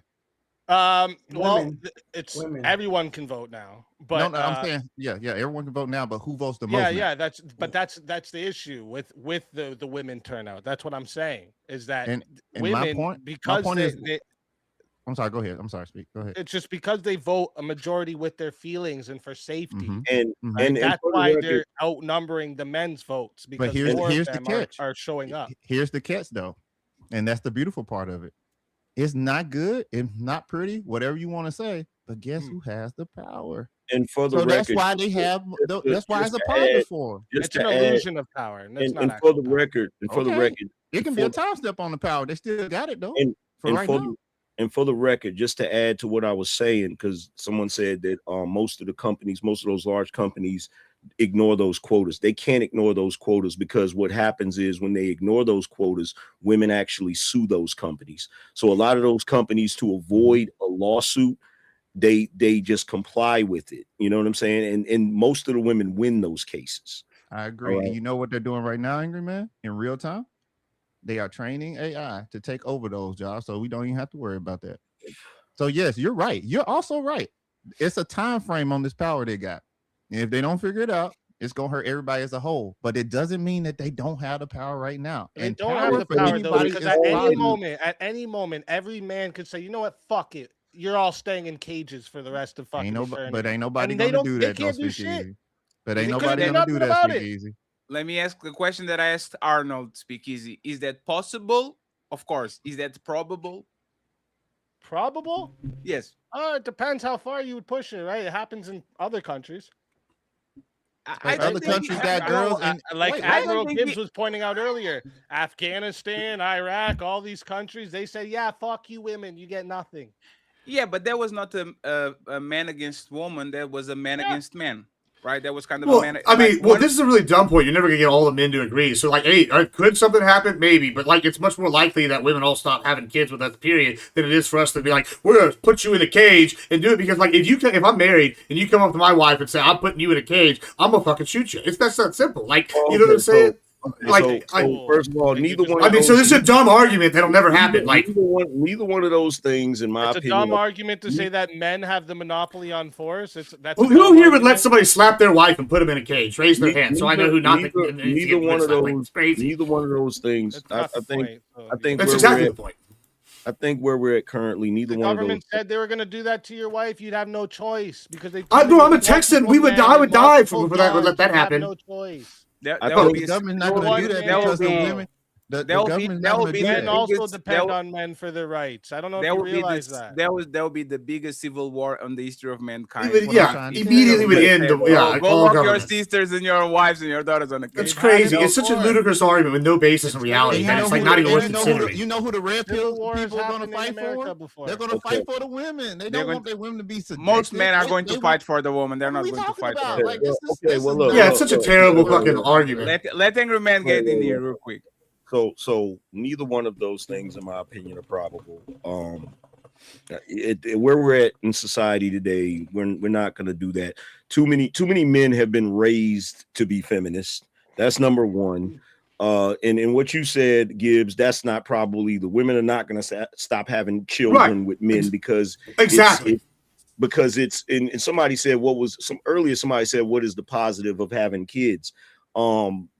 Women having kids is monetizable. It is an incentive to have children. So that's not going to happen either. The entire point wasn't that though, Angry Man. My point was because they keep saying women have the power. It's not they have the power if they're not controlling the infrastructure, they're not controlling the force, they're not controlling any of this shit. How do they have power? I don't get that. Yeah, they don't. They have proxy power, right?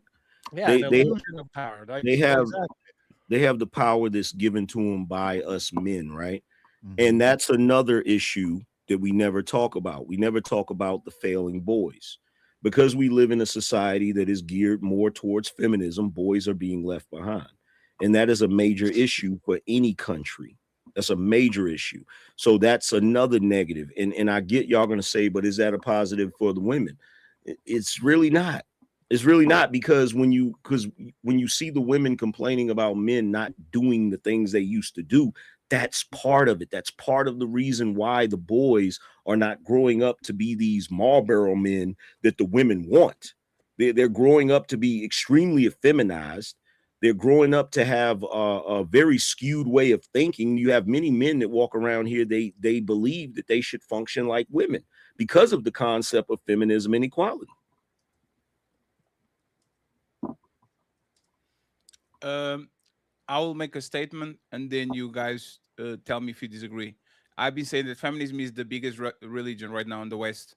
And feminism actually is the most powerful movement in the West because it kind of absorbed the civil rights movement, absorbed the LGBT movement. All these groups are being controlled by women. So you are not talking about just with 50% of the population. You're talking about the men that Angry Man is saying that are woman-centric kind of, and they do the bidding for women. You're talking about the LGBT community that literally was absorbed. You're talking about the Black Lives Matter that is led by a woman and kind of like a woman-centric type of, wouldn't that actually make Jeremy point? That is, even though in the future might have a terrible effects, but in 2026, wouldn't that make Jeremy point that these women are empowered, not just directly, but by the influence of controlling these other control groups that usually stand to power? What do you guys think about this? Well, they do have that power, but the problem is that power is only contingent upon us having power. It's only contingent upon if men do not maintain the structure of this society, all of that little power that they have would evaporate overnight.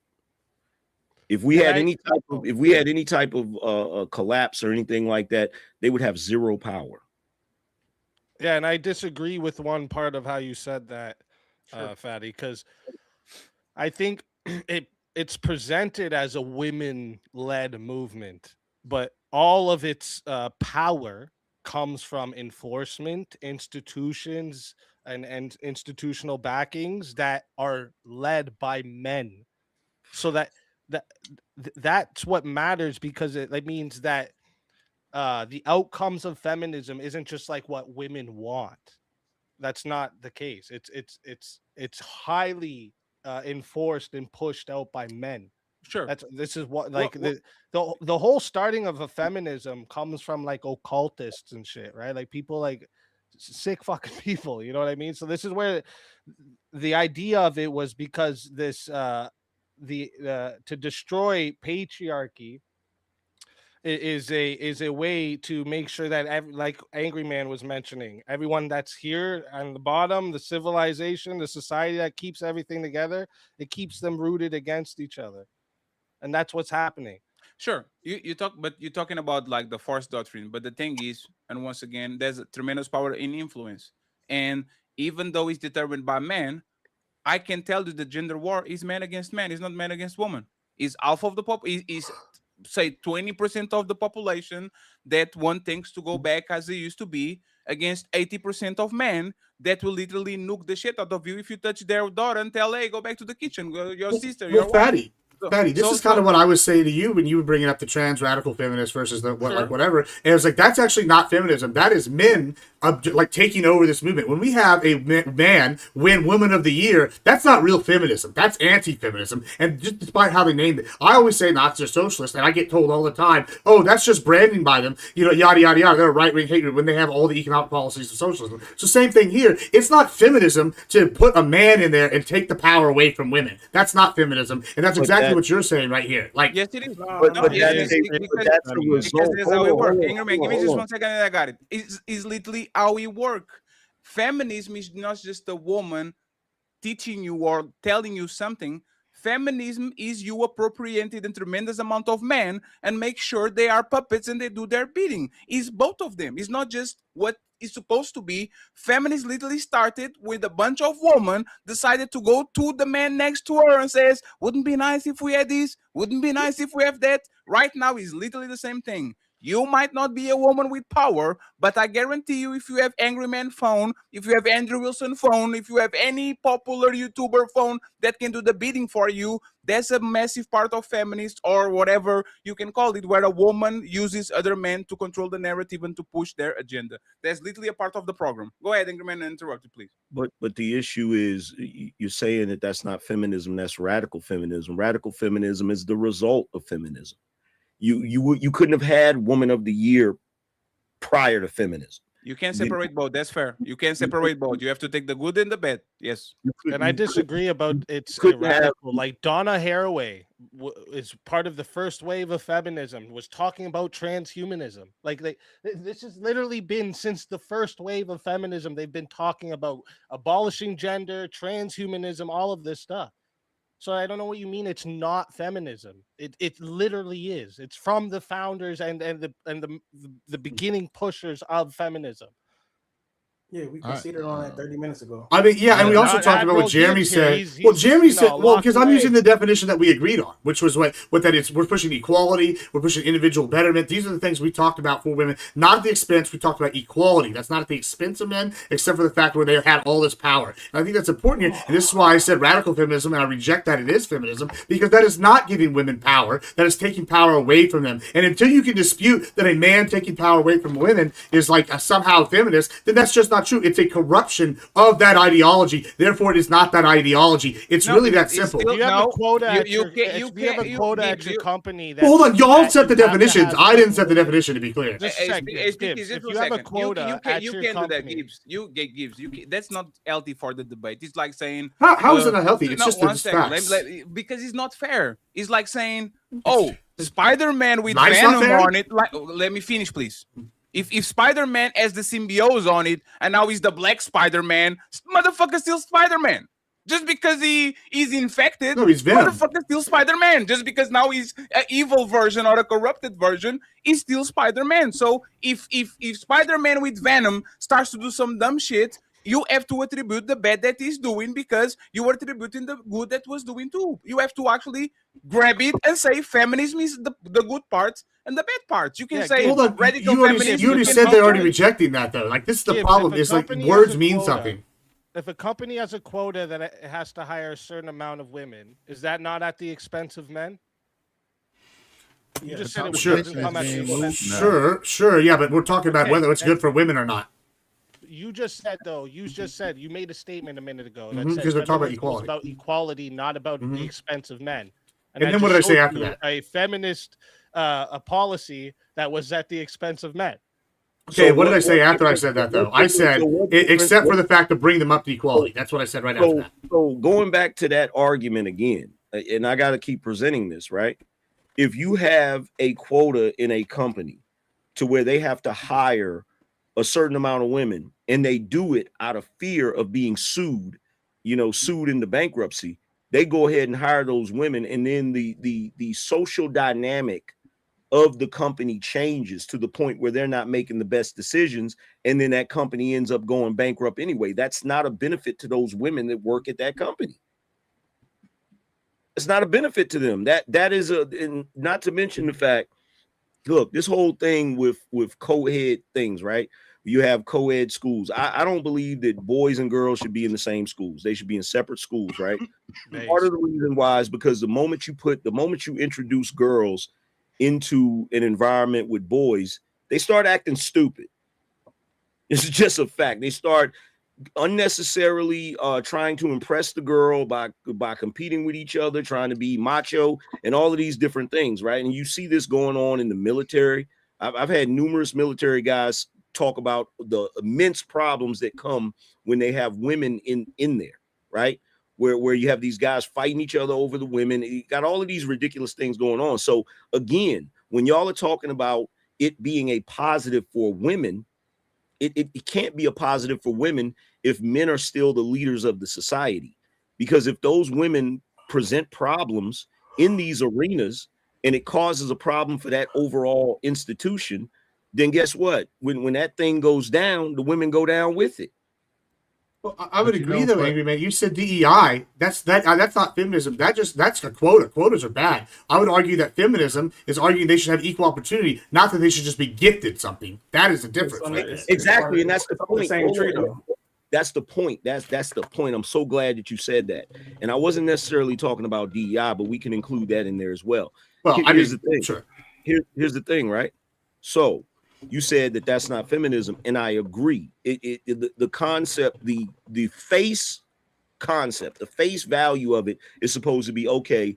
If a woman is capable, she should have equal opportunity to get that job, right?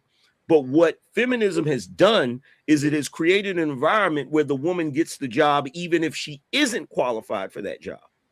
That's the problem. They have less standards for women to get into the military. So that means men that aren't reaching the standards for men aren't getting into the military, but women that aren't reaching the standards for men are getting into the military. I agree. That's not an equal opportunity thing. We're going to lessen the standards so that you can get in too. That's bullshit. That weakens our military. And by the way, that also lends to my man Arnold's argument where he says women are running circles around men. No, they're not. Women are having it. The game is rigged in their favor, so it gives the appearance that they are running circles around us. They're not. Correct. In relationships, in relationships, they absolutely are. If you want to talk about industry, absolutely not. Right? They're not running the companies. Right? They need men to be more fair, to give them opportunities to work at home more, because the lifestyle of working in the office is not conducive to being a woman. Right? I'm saying that's what. Yeah, but even in relationships, that's a factor. Okay, because in many cases there is an advantage for women in relationships. I don't think there's any invisible hand in relationships. You don't think so? What? Well, if they're having an advantage, there is no invisible hand dictating what goes on in a relationship. Oh, really? So you have the same. So you have the same. So if you was in a relationship with a chick, and the two of you are working towards some goal, and she gets pregnant, and you say, well, you know what? I don't think we should have a kid right now. Do you have unilateral decision making skills to say we're not going to have a kid right now? There is no invisible hand. I would need an invisible hand of the government to stop her. That's an invisible end. The laws are invisible ends. You can take it from your woman if you want to have sex with her. That's the invisible. I'm saying, but there are no. You can make her cook. Like there's an invisible end. That's literally what it is. Is if you do these things, the invisible end will punish you. You are barred from doing those. Yeah, they're not talking about God or nothing like that, or Yes. like something that's There's intangible. laws and regulations that protect the woman from you. Yes. Yeah, not like mythical things or like Most- God. so you Jesus. saying that most- They're talking about law. How is that to know? Marry a woman and she has the leverage because there's an invisible end that protects her against you. Yes. So you're Yes, talking about law, 100% right? So like Yes. so you're saying that the men not being able to use the force doctrine is the invisible hand. The long Is the arm old of the law. is me putting a foot on the scale, meaning the man weighs more than the woman, and in natural properties, the man could do anything to the woman and make her do things, but now there's an invisible foot on the scale where the woman weighs as much or more of the man. So if the man actually does something, the woman can use the invisible end to make the man pay. It's definitely an invisible end in relationships. That's why men are complaining. If hey, Arnold, just 1 second. If me and my woman separate and I want to take my kids, who stops me? Who's going? She going to stop me? I grab my kids and say they are mine. What you going to do, right? Who is going to stop me? The invisible end. There's the government. There's the courts. There's the cops. So there's definitely an invisible end in relationships, and men are complaining about it. So it all Yes. comes down to. Right, I'm saying that. No, I'm saying that most men. The whole reason we all have any rights whatsoever is because there's men ready to come fuck you up if you don't abide by those rules. Right. And I'm saying That's without what it that, is. I'm saying Men most hold men this don't have shit the together. Yeah, most men don't even have the instinct to enforce anything else. They're doing whatever it takes to get pussy. Dude, that's not.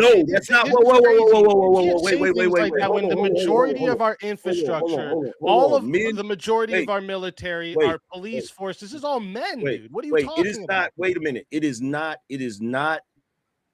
box that is regulating men's behavior in relationships. I don't know about that.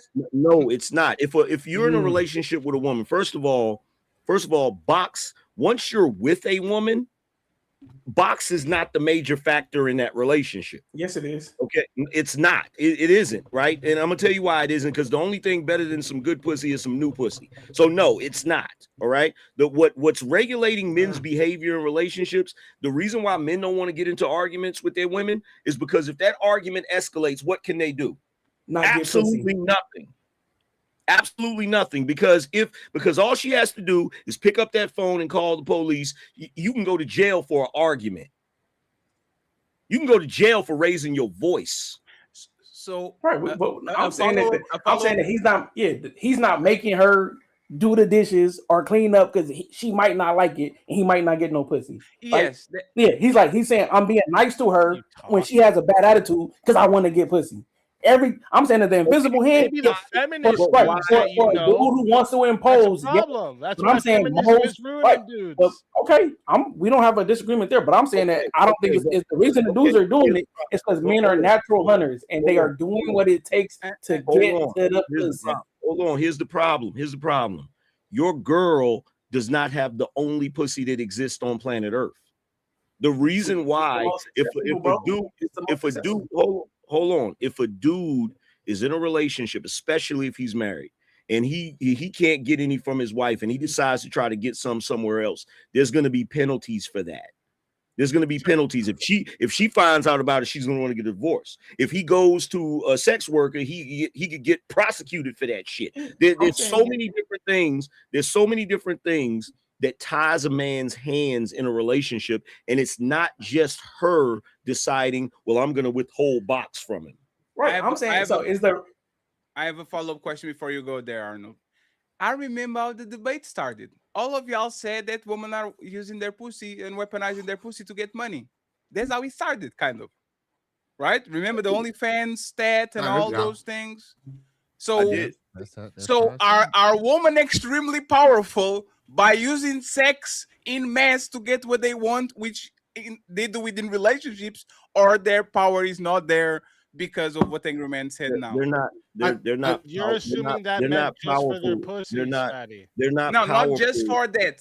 There's the main But that's in-out but in-out Angry Man is pussy. saying that once you're with the woman, that pussy is not the No, it's end still all be powerful all anymore. No. Yeah, but it's still powerful Now, you for want her to one be a reason, good and then mom, Arnold get a the good question, right? wife. You want her to be someone who can cook, Sure. clean. So I mean, no, one second, Gibbs. I got you. Just let me explain this, and then y'all got it, right? Wait. There's no men. Let's be clear about something, because we have these misconceptions. There's no men that are being forced to sleep on the couch. Okay. A lot of times when those arguments happen, the dude goes on the couch because he don't want to be around her, right? Sure. So Why so doesn't she go to the couch? So let's be because she's goofy. No, he's stronger. Is the head of the household. Why is not her going to the house? The Because couch? it's not a matter. Because it's not a matter. Because a man, if a man wants to get away from something, he's not going to force that person to get away from him. He's going to remove himself from the we do it all the time. We do it all the Fatty, time. if you want the job done right, there's a reason this is a saying. If you want the job done right, you do it yourself. You don't tell your woman to go do something. You do it. That's not what our grandpas did, and our great grandpas did. They said, "Hey, be gone, go." No, you're right. You know what they did, Fatty? No, you're wrong there, Fatty. You know what they did? They left on Friday night, came back Monday after work, and said, "Did you like it here without me?" Think about that next time. Wait. That's not all they did. We can't bring up. Hold on. We cannot bring up grandpas because grandpas could go upside their head. Sure. Okay. That's fair. Today, That's fair. In this day and age, like I just said a few minutes ago, men cannot use force doctrine in a relationship because a bigger force is going to be used on them, which is the police force, right? Correct. So men have to negotiate with their words and shit, right? So if a man is in a situation where his wife is getting on his nerves, he's just going to remove himself from the situation because he knows that hidden hand that we were talking about is going to regulate him. It has nothing to do with her withholding box. It has nothing to do with. But to Angry Man, you said this when we started about the like. I apologize. I'll pull you up, Gibbs, right here. I apologize. I just want to say this. So, coochie is like a two-faced state, right? You will do things to get it, and then you will do things to not lose it. I would believe.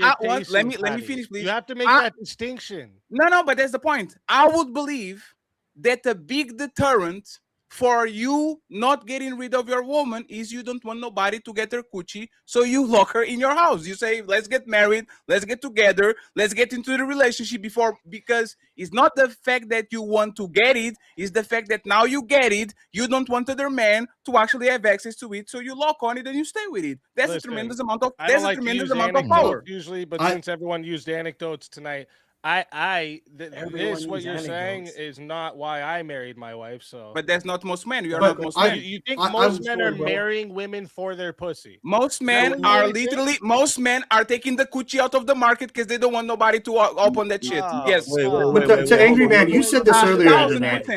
You said this earlier, Angry Man. Let me say this. Hold on. I got you, Gibbs. Don't worry about it. I got you. Let me say this real quick, right? So, no, that's a misconception. Most men are marrying women because that woman gives that man the least amount of problems, and that's who he wants to be with. It's not driven based on just box, because men can get box without getting married. You don't have to get married to get box, right?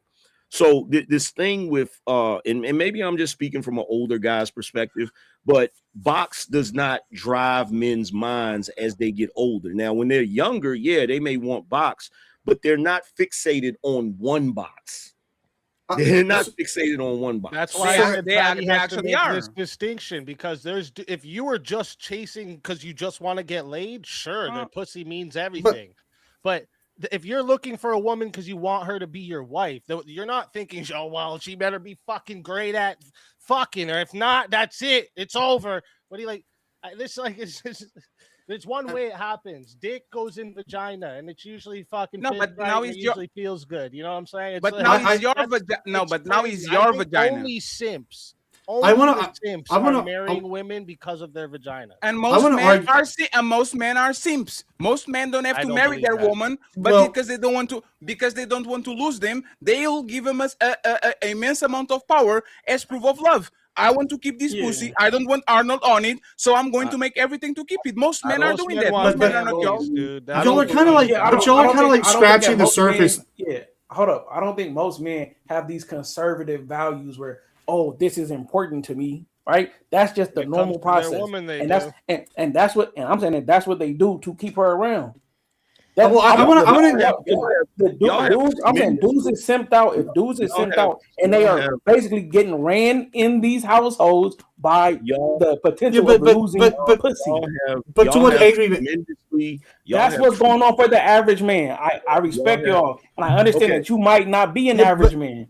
But angry man. You said this earlier when we started debating, right? We started talking. You said this earlier. You brought up how like everything's kind of like sexual nature. I actually 100% agree with you. But I think when you say we're focused too much on the box, I think we're oversimplifying. I think you have to look at what the sexual nature means. The whole reason the cages is even a thing, or what they're doing in Afghanistan, what they're doing in this is because they're trying to protect their legacy, which is their women, which is going to be providing their future, their children, all the things y'all brought up, the birth rates. That's still box related, and we have to talk about that when we talk about the sex aspect of this. And so when you're saying all this is motivated, sure, I think what we're talking about when we talk about feminism is giving women power over their sexuality, right? Giving power over whether they want to have kids or they have their legacy with this person, whether they want to have sex with this person, not have kids, etc., etc. And so when you're saying this, you're literally like arguing, okay, yeah, we can lock him in there, we can protect them. That's kind of what Fatty was saying. We're going to protect them from these simps or other simps that want them. That's one aspect of it. But it's also like, I want to make sure that my children are mine, right? These women want to make sure they can choose who is going to be the father of their children, right? Like in some regards. And when they're sitting here have no rights, they don't get to choose that. They might get stuck with a lesser mate. I wouldn't want some bum that's got 5 baby mamas that never pays for them if I was a woman. I want somebody that was rich and didn't have kids of their own, right? Like, I mean, that's kind of what you're saying. And you're giving them a chance with feminism to choose their mates. And I like, well, and I guess this is why I think hypergamy is a good thing. If only 20% of the Giga Chats are having babies, good. The rest of y'all need to die off and stop being such baby back bitches. Like, I'm sorry, but like, that's based. Like, I think we need to have survival of the fittest. And if women are choosing the best, and that's who they're fucking procreating with, that's the survival of the human species, and that's based. But the problem is they're not choosing the best. That's the problem because of successful. Because of sexual liberation. See, here's the thing. Women choosing the best is a woman protecting her chastity and waiting until she actually finds a suitable mate that she knows is going to take care of her children. That is the best option for her. The problem with sexual liberation is it created this environment where women think that they can sleep with as many men as they want to and still have the option to find the best mate. That's where the problem comes in, right? Because once a woman has had numerous bodies or whatever, and everybody knows it, the men who are the best men, they're not going to go that route. They're not going to marry that woman. So that's one of the issues. Now, the thing that y'all are saying about men in this thing driven by box, yeah, men do want to have sex, but I think y'all have grossly underestimated men as it pertains to marrying a woman for a box, because if that was the case, you would have way more men getting down on one knee to try to lock in one particular chick, and you don't have that, right? And as far as what Arnold is saying, I'm gonna keep it real, Arnold. I think you're speaking from the black perspective, and the reason why black men are getting ran over in their households is not because of box, it's because those boys have been raised by feminist women who have taught them to be dominated by women. Yeah, but I'm saying, it could come back around. It could be a catch-22, because I'm saying that they're used to dealing with that. Those things are also what they have to deal with in the relationships with the women. Like, oh, I can't say this because she's gonna, respond this way. They're used to dealing with those things and going with that back and forth with a black woman. I'm telling you, the reason why dudes is so simped out is because they're bowing to the pussy. Well, no, that's I'm saying, and for the record, that is a bad thing. I'm saying that's just the reality.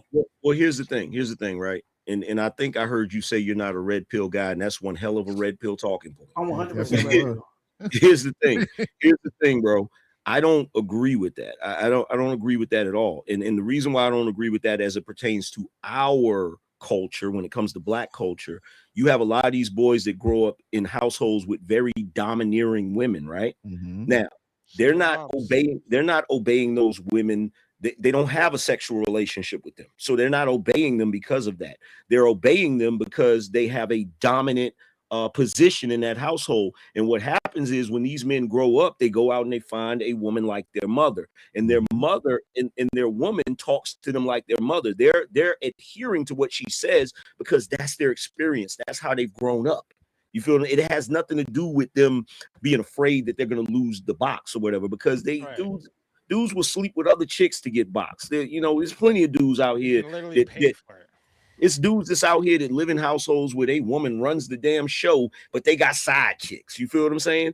So they're not stuck. I'll give you that there are a lot of men that are driven by sex. My thing is they're not driven by sex with just one particular box. They're not so fixated on one box where it's like, if I don't marry her, I'll lose access to this particular box. And that's an interesting point, because if you think about that in the Black community, most Black men are up under matriarchy, whether you like it or not. So that's why it doesn't even really make sense why they even sided with feminism in the first place. Oh, wait, it's because white women needed that structural force so that they could have the manpower behind it. Well, it's because look, here's the thing. The natural order of things, whether y'all agree with it or not, is men being in charge. It's the natural order of things, whether we like it or not, right? It's our entire history. You feel me? The thing with white women specifically, right? They wanted to have more power. Okay, so that's why they fought for feminism, and Black women jumped on that boat because they want power too. Okay, so and that's how we end up in this space where we're becoming a more female-driven society as far as ideology. And in my opinion, that result from feminism has created way more problems than we're willing to admit. Now, are women getting a benefit from that in the moment? Absolutely. But how many of you have been in relationships with women or married to a woman? She'll do something in the moment that benefits her, not realizing that it's going to have a long-term effect. Look at women with credit card debt. They'll use their credit cards and freaking buy everything they want. Yeah, like 80% of the consumer debt. Yeah, so we know they'll do things that's going to benefit them in the moment. The only problem is when you remove the concept of the man being the leader of the household, he doesn't have the ability to regulate that, which then creates a better situation for the overall family. And we're looking at this in the overall society. Men do not have the same leverage that they had before to regulate certain things that women do. So we just have to deal with it. We're like Superman standing in the middle of that courtroom watching the damn thing burn down and can't do shit but watch it. Do you think, Angry Man? Can I ask? Yes, go ahead and ask a question. Yes. Yeah. So my question is going to be for all three of you there, AC, Admiral, and Jeremy, because even if I was to agree with this, that most men today are simps and they'll cower for the box, all of this, right? And I think maybe you'll disagree, but I think you'll agree that feminism has been a cause for the men to act like this. Do you agree? No, that's fair. I can agree to that. I don't think that every man that gets married is a simp, though. Right. So then that would mean feminism made men into the type of men women don't want to be with. That's fair too. Mm-hmm. Yeah, and that would probably be a negative for those women. It could be a negative, yeah. I'm still waiting on the positives. It's a huge negative. Well, see, it's negative, but y'all are actually functioning from the point of view that women want families and women see men more than money and some pleasure. And that's for the good woman that y'all talk about. Is, of course, I don't think most women in modernity look at men more than some sex and a lot of money and come fix my problems and then go about your life. They became the man that we're talking about on yesterday. But there's a reason for that, right? If you have feminism come in and strip women of the desire to be in a structured family or traditional family, just sheerly look, we know how women operate. Women will go along with what other women are doing, right? They don't want to be ostracized from the group, right? So whatever the other women are doing, a lot of times they'll fall in line with that. You might have some outliers, but there's social shaming that comes with that, which is why you see women being called pick-me's and all of these different things, right? Mammies and all of that, right? So when you take away feminism would shame this. Woman, bring me some more fucking coffee. Absolutely. So when you remove the women's desire societally to have those type of relationships, and then they find themselves in a situation where, damn, I think I did want that type of relationship, and then they're not able to do it, you know what they're going to fall back on? The same thing they always fall back on.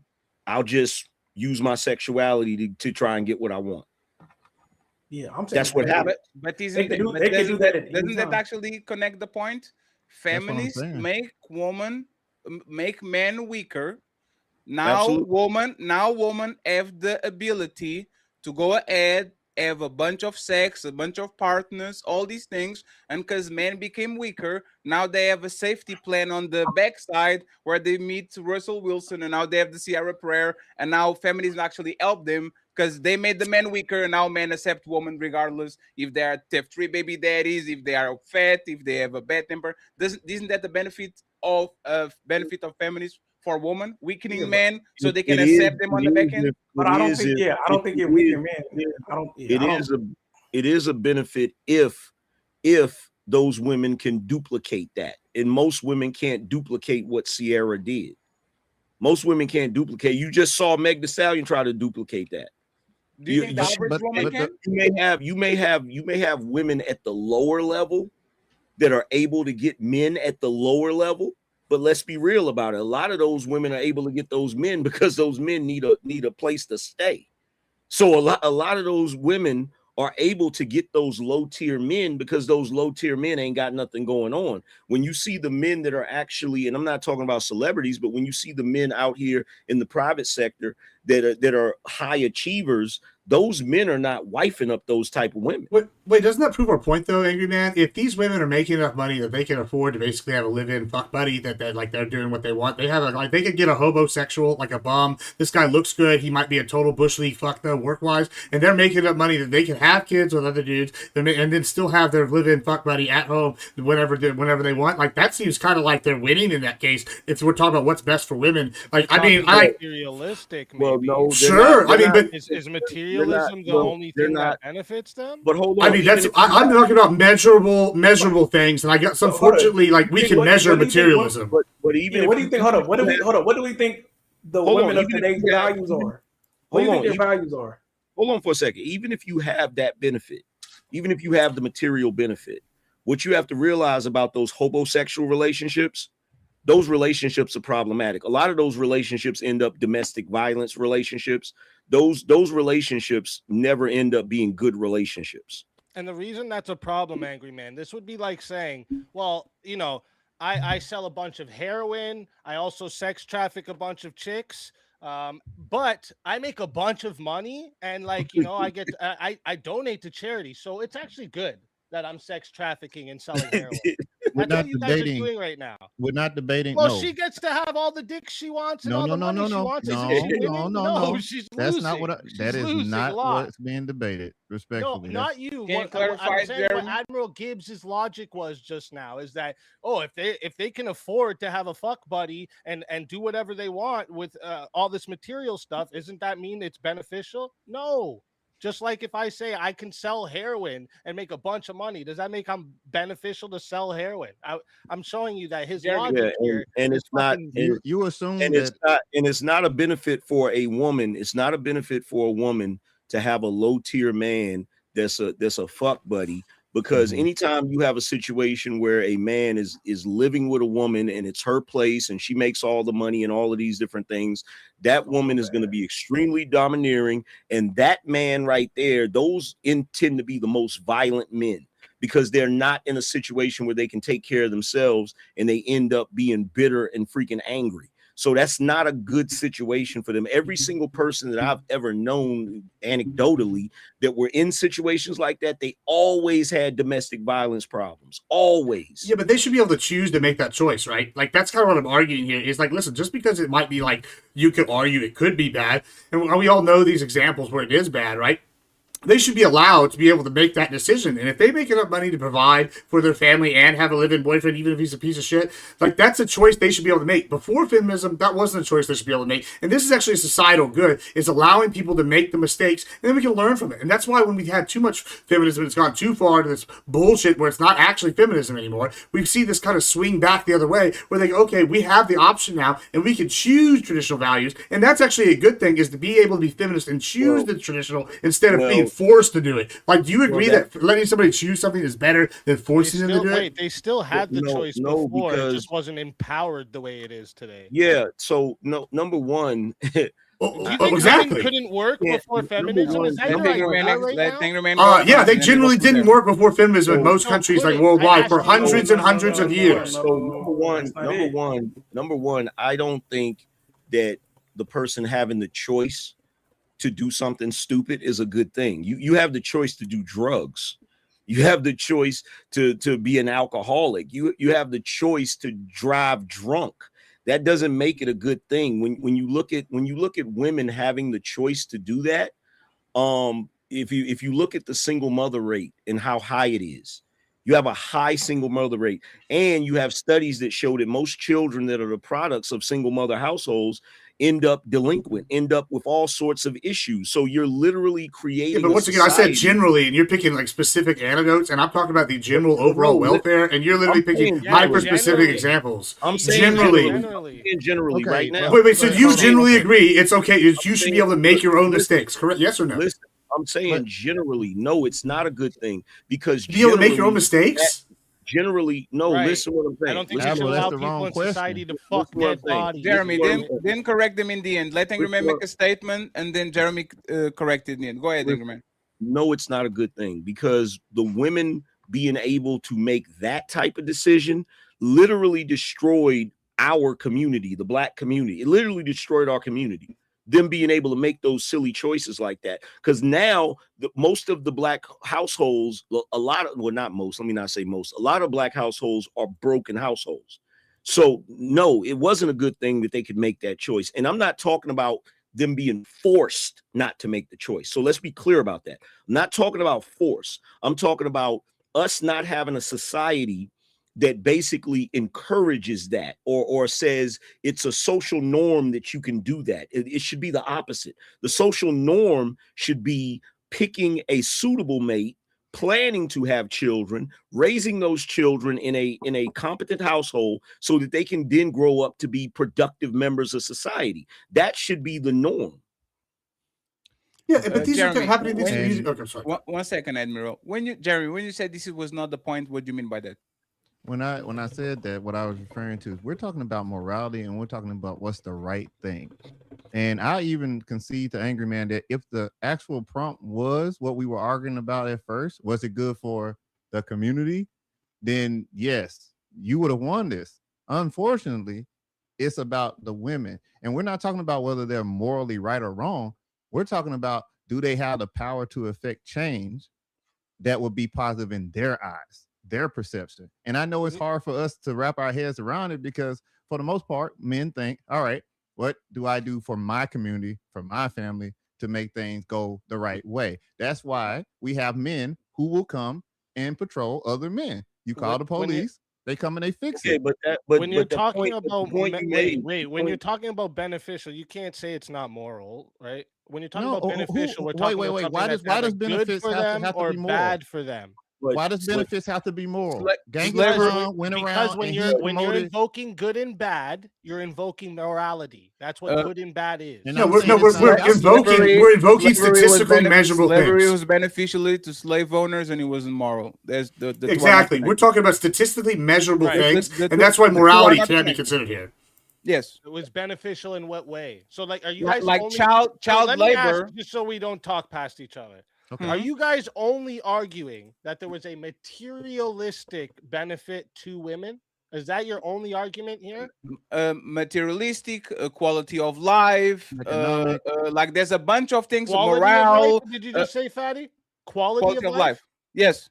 Yeah, well then, yeah, we have to talk about the things that morally are bad that affects them and the society around them. No, because me wearing a Jordan hoodie and a Yankees that was made by a child in China benefits my quality of life, and having a smartphone and all these things, it benefits my quality of life while actually benefiting for something that is clearly immoral.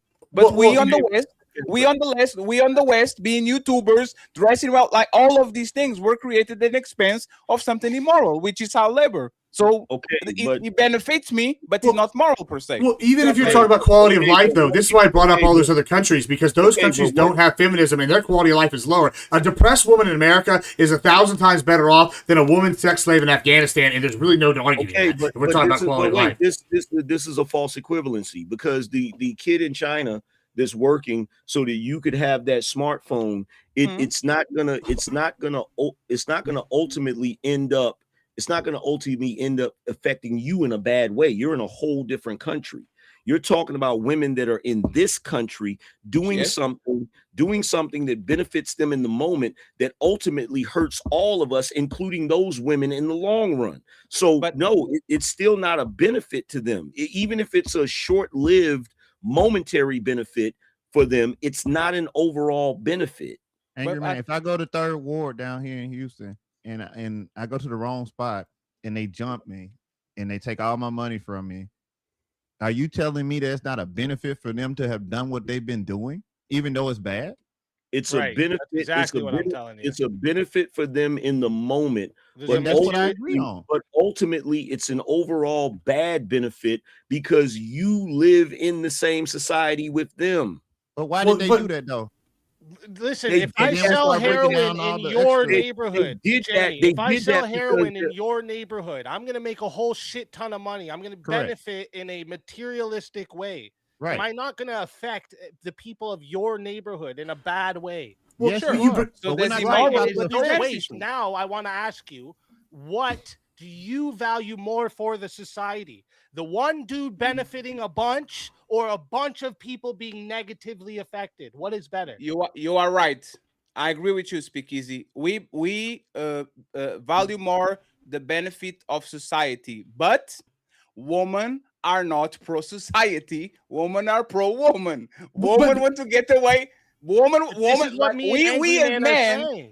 No, but that's what no. But but there was the problem of that. But it's not that fact. Because every choice any one of us make is affecting the society around us. But Jeremy brings up a good point when he brings up the third ward. When he brings up the third ward, this is a good point because the fifth ward was a problem, right? They gentrified the fifth ward, and now it's a nicer place, right? And so, like, what happens is you have these things that are bad for one group, but it's good for other groups, and overall society improves. That's the same thing. That's why the third ward is bad now, and the fifth ward is nicer. It's not super nice, but it's compared to what it was, right? And so this is kind of the same thing. It's basically gentrification for women. Like one group is kind of getting hurt by it, but other groups are improving. In this case, it's women. Like I don't understand. We just named off mad negatives that you guys have all agreed that are for the women. What positives have you said that outweigh any of that? Can you quality of life? Start with one good positive. You say that it was for women.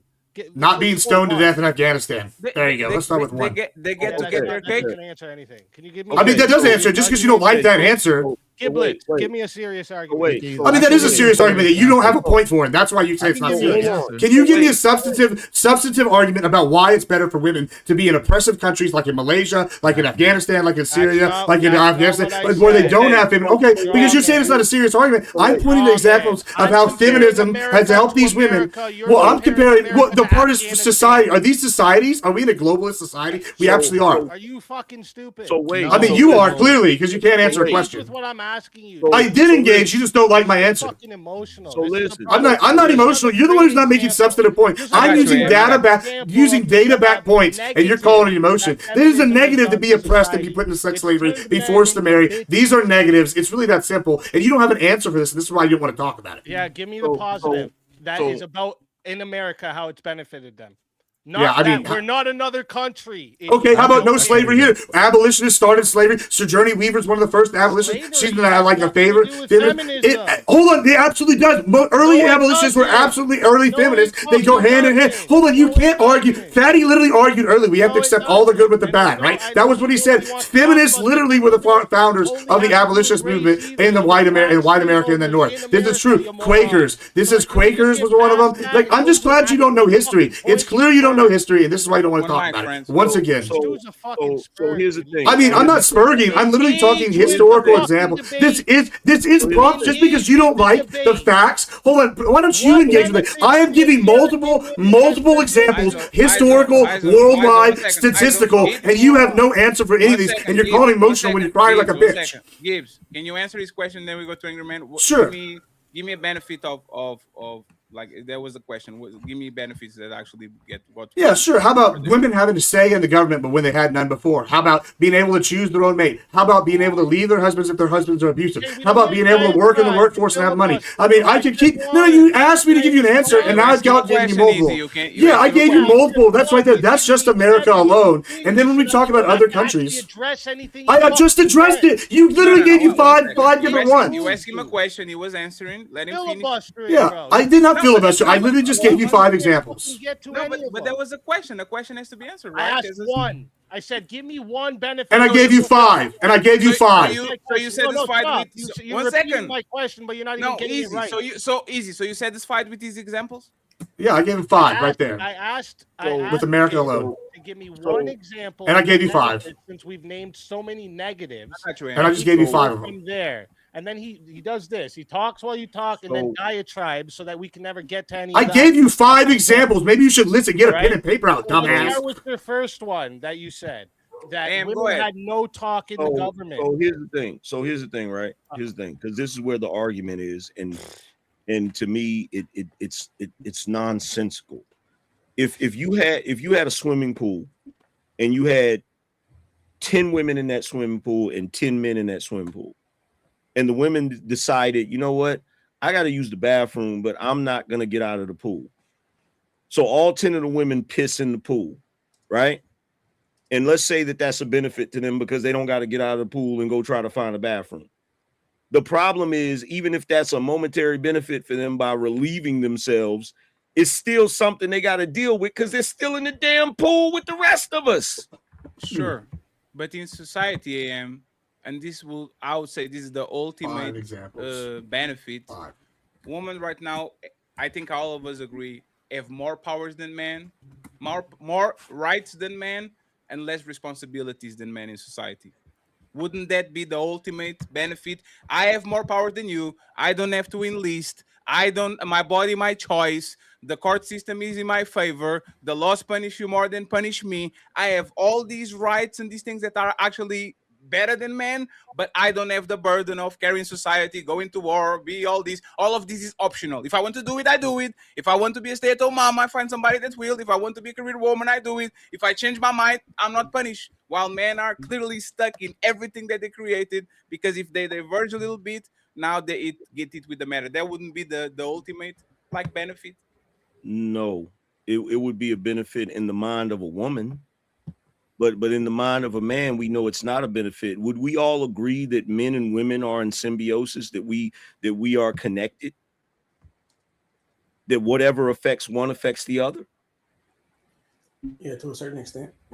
I understand where you're coming from. Okay, so if it doesn't change what it is, though. I didn't say, look, here's the thing. You think I'm arguing that women aren't getting an immediate benefit. I'm not arguing against that. No, I actually think we see on the same page on this one. Actually. Yeah, I'm not arguing against that. What I'm saying is that ultimately it's a net negative for all of us, including the women.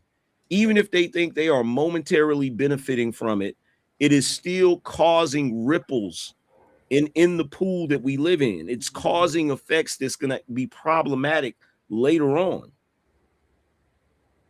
So here's what I say. Oh, go ahead.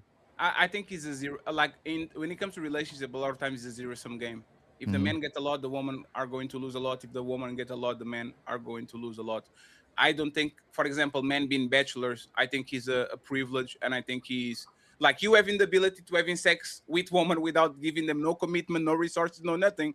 I believe is a net positive for men because now they have the choice. They don't have to get married at 21 and take care of a woman they might not even like just to have access to sex. Is that going to be better for society? I don't think so. I think men need to suffer for a society to run optimally. Men need to be on those positions of carrying the burden so society can function on a perfect state or very close to it. But if I'm talking about benefits from men, I believe again that the man that is free, the man that is free, he has way more benefit than the man that has to carry the load. Yeah, you're right. And guess what? If all of us men thought in terms of let me do what's going to benefit me right now, we'd all be fucked. Sure. And if everybody was a trucker, so the problem is this is an instance where we see in real time how important the man's role is as far as infrastructure, as far as leadership, as far as all of those things. The thing that we're not recognizing is that women have an important role as well. The only reason we don't see the messed up effects of it immediately is because of how important our role is that we continue to do. So we're holding the shit together, even though feminism and women who subscribe to feminism are literally tearing it down. We're literally building the house on one side, laying the bricks, and they're tearing bricks down on the other side of the house. And that is why we're at a standstill right now as a society. If you look at America, we're no longer at the top of everything the way we used to be. We're at a standstill. I agree, but wouldn't that be a benefit? You guys with beards build the roads and build the skyscrapers, and men with no beards live on them, drive on them, don't have to do nothing for it, right? You are building like remember those houses that kids used to build on trees? You are going to go up there with a bunch of motherfucking wood, and you are going to build as a tree house, and the princess is going to come in, climb on that shit, and saying, "This is my house. Let's play some dolls." I think the society is like that. Men definitely men benefit from men society. Too. Right, Society. No. Woman benefits from everything from men. And that's but fine. So men, that's fine at the moment until all the men with the beards get sick of it and kill the rest of it. But that was what Speakeasy was saying. There's not ever going to be a time because half of the men with the beards are compromised. At least half of the men with the beards are playing the tea and the doll with the girlies. I don't know about this, but I still want to address one of. You're not taking no beard slander here today. Oh, not over here. You never play doctors and shit with the ladies. Oh, that ain't the same as tea, and you know it. No, I want to address. So earlier when the Spurg went on a fest over here and said a bunch of different arguments. One of the things he said is they had no say in government. I would like to ask Admiral Gibbs, how did women partake in passing prohibition and slavery when they had no say in government? Could you explain that to me? Yeah, sure. Okay. They used their power of protest, I suppose. I guess that is the same as being able to. They had a say in government. They had so much say. They had so much say that it got repealed later, and their power didn't mean anything. Guess what? This is why voting is important. Hold on. Listen. Just because you had some say, and it was very minute. Hold on. Just be. Oh, sure. Oh, hold on. Hold on. You asked me a question. Do I get to answer it? Okay. Okay. You go ahead and talk. I'll wait until you're done. Stop running away from it. I'm not running away. Either let me answer the question or shut the fuck up. Do you take back that women had no power and no say in government? I would say they had a minimal say, which is almost zero. So yeah, cool. They got one thing. They got one thing. They got one thing passed. I have plenty of power in my local area. Don't worry about me, Papa. Listen, I'm sorry that I'm better than you and I can get shit done. Like I'm sorry. Listen. Okay, you asked me a question and it's a monologue. I got it. Okay, so do I get to talk now? Okay. Do you know that or not? Well, I'm going to answer. I know that what you're saying is unequivocally untrue and just a mass mischaracterization of the history. Wanted a full democracy? I'm not saying the founding fathers wanted what they wanted per se. I'm saying they had a constitutional republic, and what I am saying is we have given them the right, and women being able to vote has been an overall good thing. Well, I mean, because clearly I bring substantive fact-based things, and this is why you got mad saying I spurred. I literally brought 5 points. He brought up 1 point saying they had power. Hold on. Okay, I'm responding to you now. You brought one example. You got one example. This is one example. We got pro. No, you didn't debunk shit. You have one example, which is your example. Hold on. You know the outlier proves the rule, right? You literally disproved your own point, right? You said prohibition, which got overturned later when men didn't want to do it. And so here's the thing. Guess what? You know why? Because women couldn't vote. And then they saw it was so the point that you're making is actually moot. And you brought up one debunking, which wasn't even a debunking, and you still have 4. So overall, once again, if this was actual ranked debate, those 4 points would flow across, and we would win by default. Learn how to do debate before you say I'm spurging. I mean, I know you can say that. It's because I'm cooking you left and right with stats and facts and history. I mean, cool. And you look like a meth head, but who's talking about that? Like, really, bro? Like, you gotta listen. The reason why you're crying. Show's over. Hope y'all enjoyed it. But nah, don't dip yet. We still got them final thoughts coming.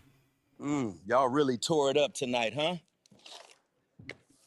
But don't dip just yet. Let's hear them final words. Hey, that's it. Show's done. Now shut the fuck up and let the panelists speak. It's time for final thoughts. I ended this with a great impression from my panelists, and I don't want this to sour, so I'm going to end it right here. I think it's a great point to end it. Y'all did great. So let's kind of end it right here. Let's get the final thoughts from the man above and then the man on the bottom. I appreciate y'all, friends, for actually like this is I like it when it's lesser people. Next, did he freeze? Did he freeze? Like it. Yeah, he cut out Fatty. We lost. Go ahead, final thoughts. Speak easy. The Mossad got him. Go ahead. Final thoughts. My bad. I would just want to say this. Thank you very much for being here. All the links are pinned at the top on the description too. This was a great show. Next week, I'm going to try to bring the ladies to defend the same point, okay? It was feminist, good for women. We're going to have the ladies debate the same thing. If you are interested, let us know, please. Once again, I appreciate you, Speakeasy, Gibbs, my boy Jeremy, Arnold did great, and the legend, Angry Man. Thank you very much for being here. Please, final thoughts without throwing shots to each other so we can go back and fighting again, please. Go ahead. Speakeasy and Admiral, please. Go ahead. You can go first. You want Gibbs? Sure, yeah. Thanks for having Fatty. Always fun as always. I mean, it's really clear when we look at countries that aren't feminist versus countries that are. Economically, they do better. Women are happier because, listen, if you can argue that, they're depressed and on SSRIs, at least they're not being literal sex cages like some of these people talk about forced auction proposed. I mean, it's real simple. Like, you can look at all the facts, and every single time, maybe you get some small lessers like, the trans radical femmes that want these men in sports. And once again, we agreed on a definition of what feminism was, which that goes against the definition. So it's pretty clear if you slide this across feminism, net good for women specifically. We want to talk about society or we want to talk about men. Well, then that's a whole different debate. And if you like what I have to say or you hate what I have to say, find me everywhere. It's Admiral Gibbs. Thank you very much, Gibbs. I appreciate you, sir.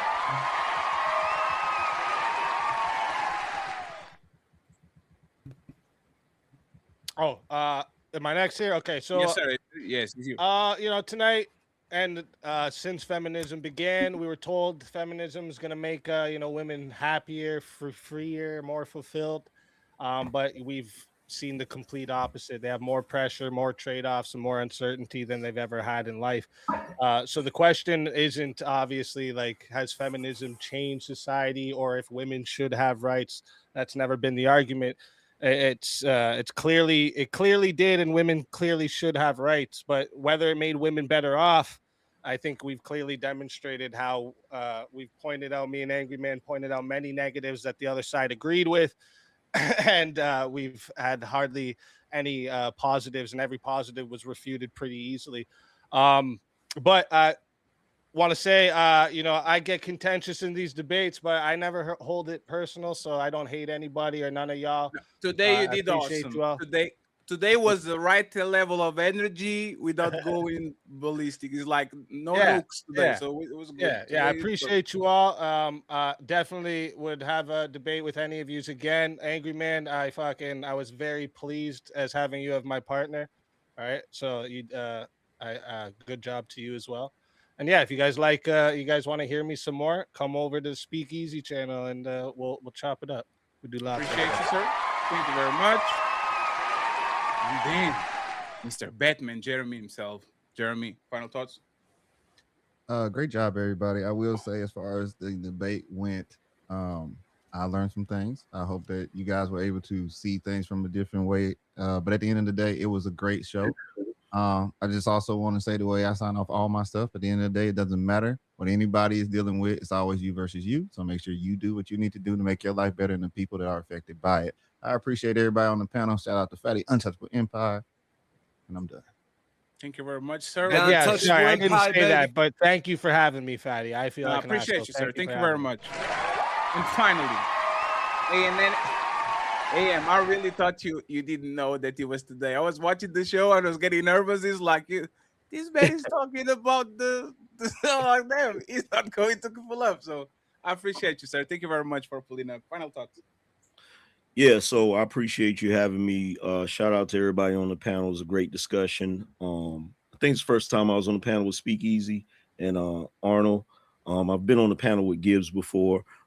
We're still not going to see interstellar travel in our lifetime, my friend. So we still got to continue that debate one day. But yeah, for me, my issue with feminism is not the idea of women having rights. Of course, women should have rights. You know, every human should have rights. My issue is with the ideology and the damage it's done to a lot of our traditional values that were not bad, that actually benefited society. So whenever we're talking about whether or not it was a benefit to women, I don't believe it was a benefit to women in the long run. Maybe, you know, immediate benefits, there are some, but in the long run, nah, it's still going to be a problem because, you know, if you want to spike the punch bowl, you know, you're going to have a good time, but everybody else has to drink from that punch bowl too. So that's my position on that. But other than that, man, salute to everybody. I appreciate y'all having me. Great discussion. I appreciate y'all, friends. And now I have to kick y'all out. I see you soon. Salute. Psych! Who's calling that shit? Who's calling that shit? Who's calling that shit? Who's calling that shit? Who? Yeah. OVO Sound 2025.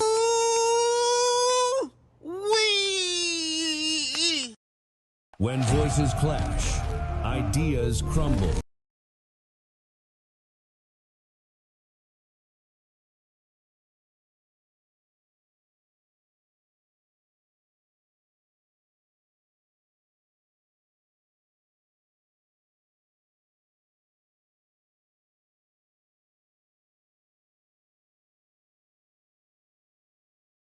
Sorry about that, guys. All right, that was fun. That was fun.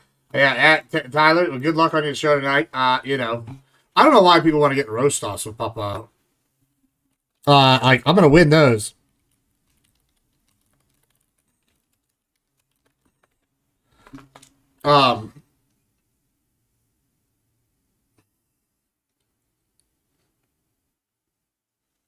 Yeah, I 1 second. I got a lot of things I gotta go do. We are gonna go. This is gonna be a busy day. We are going to be back Saturday. I'm gonna be on a show. Shout out Rating Tomato. We're gonna be talking about, I don't know what we're gonna be talking about. The Bible being fake history or some shit. So in fact, let's rage. Is she on? Tomato. She's not on. Yeah, so we're gonna raid fucking we'll raid Wick. Let's raid Wick. I think we raided Modi yesterday. Wick TV. Y'all bringing him up. I know that's Tyler's favorite guy. So everybody go in there and say fucking Gibbs Nation or fucking put some emotes in there or some shit. Thanks for everything. It was fun today. I'll be back. I will be back Saturday and it'll be good stuff. I hope y'all have a good rest of your day, boys.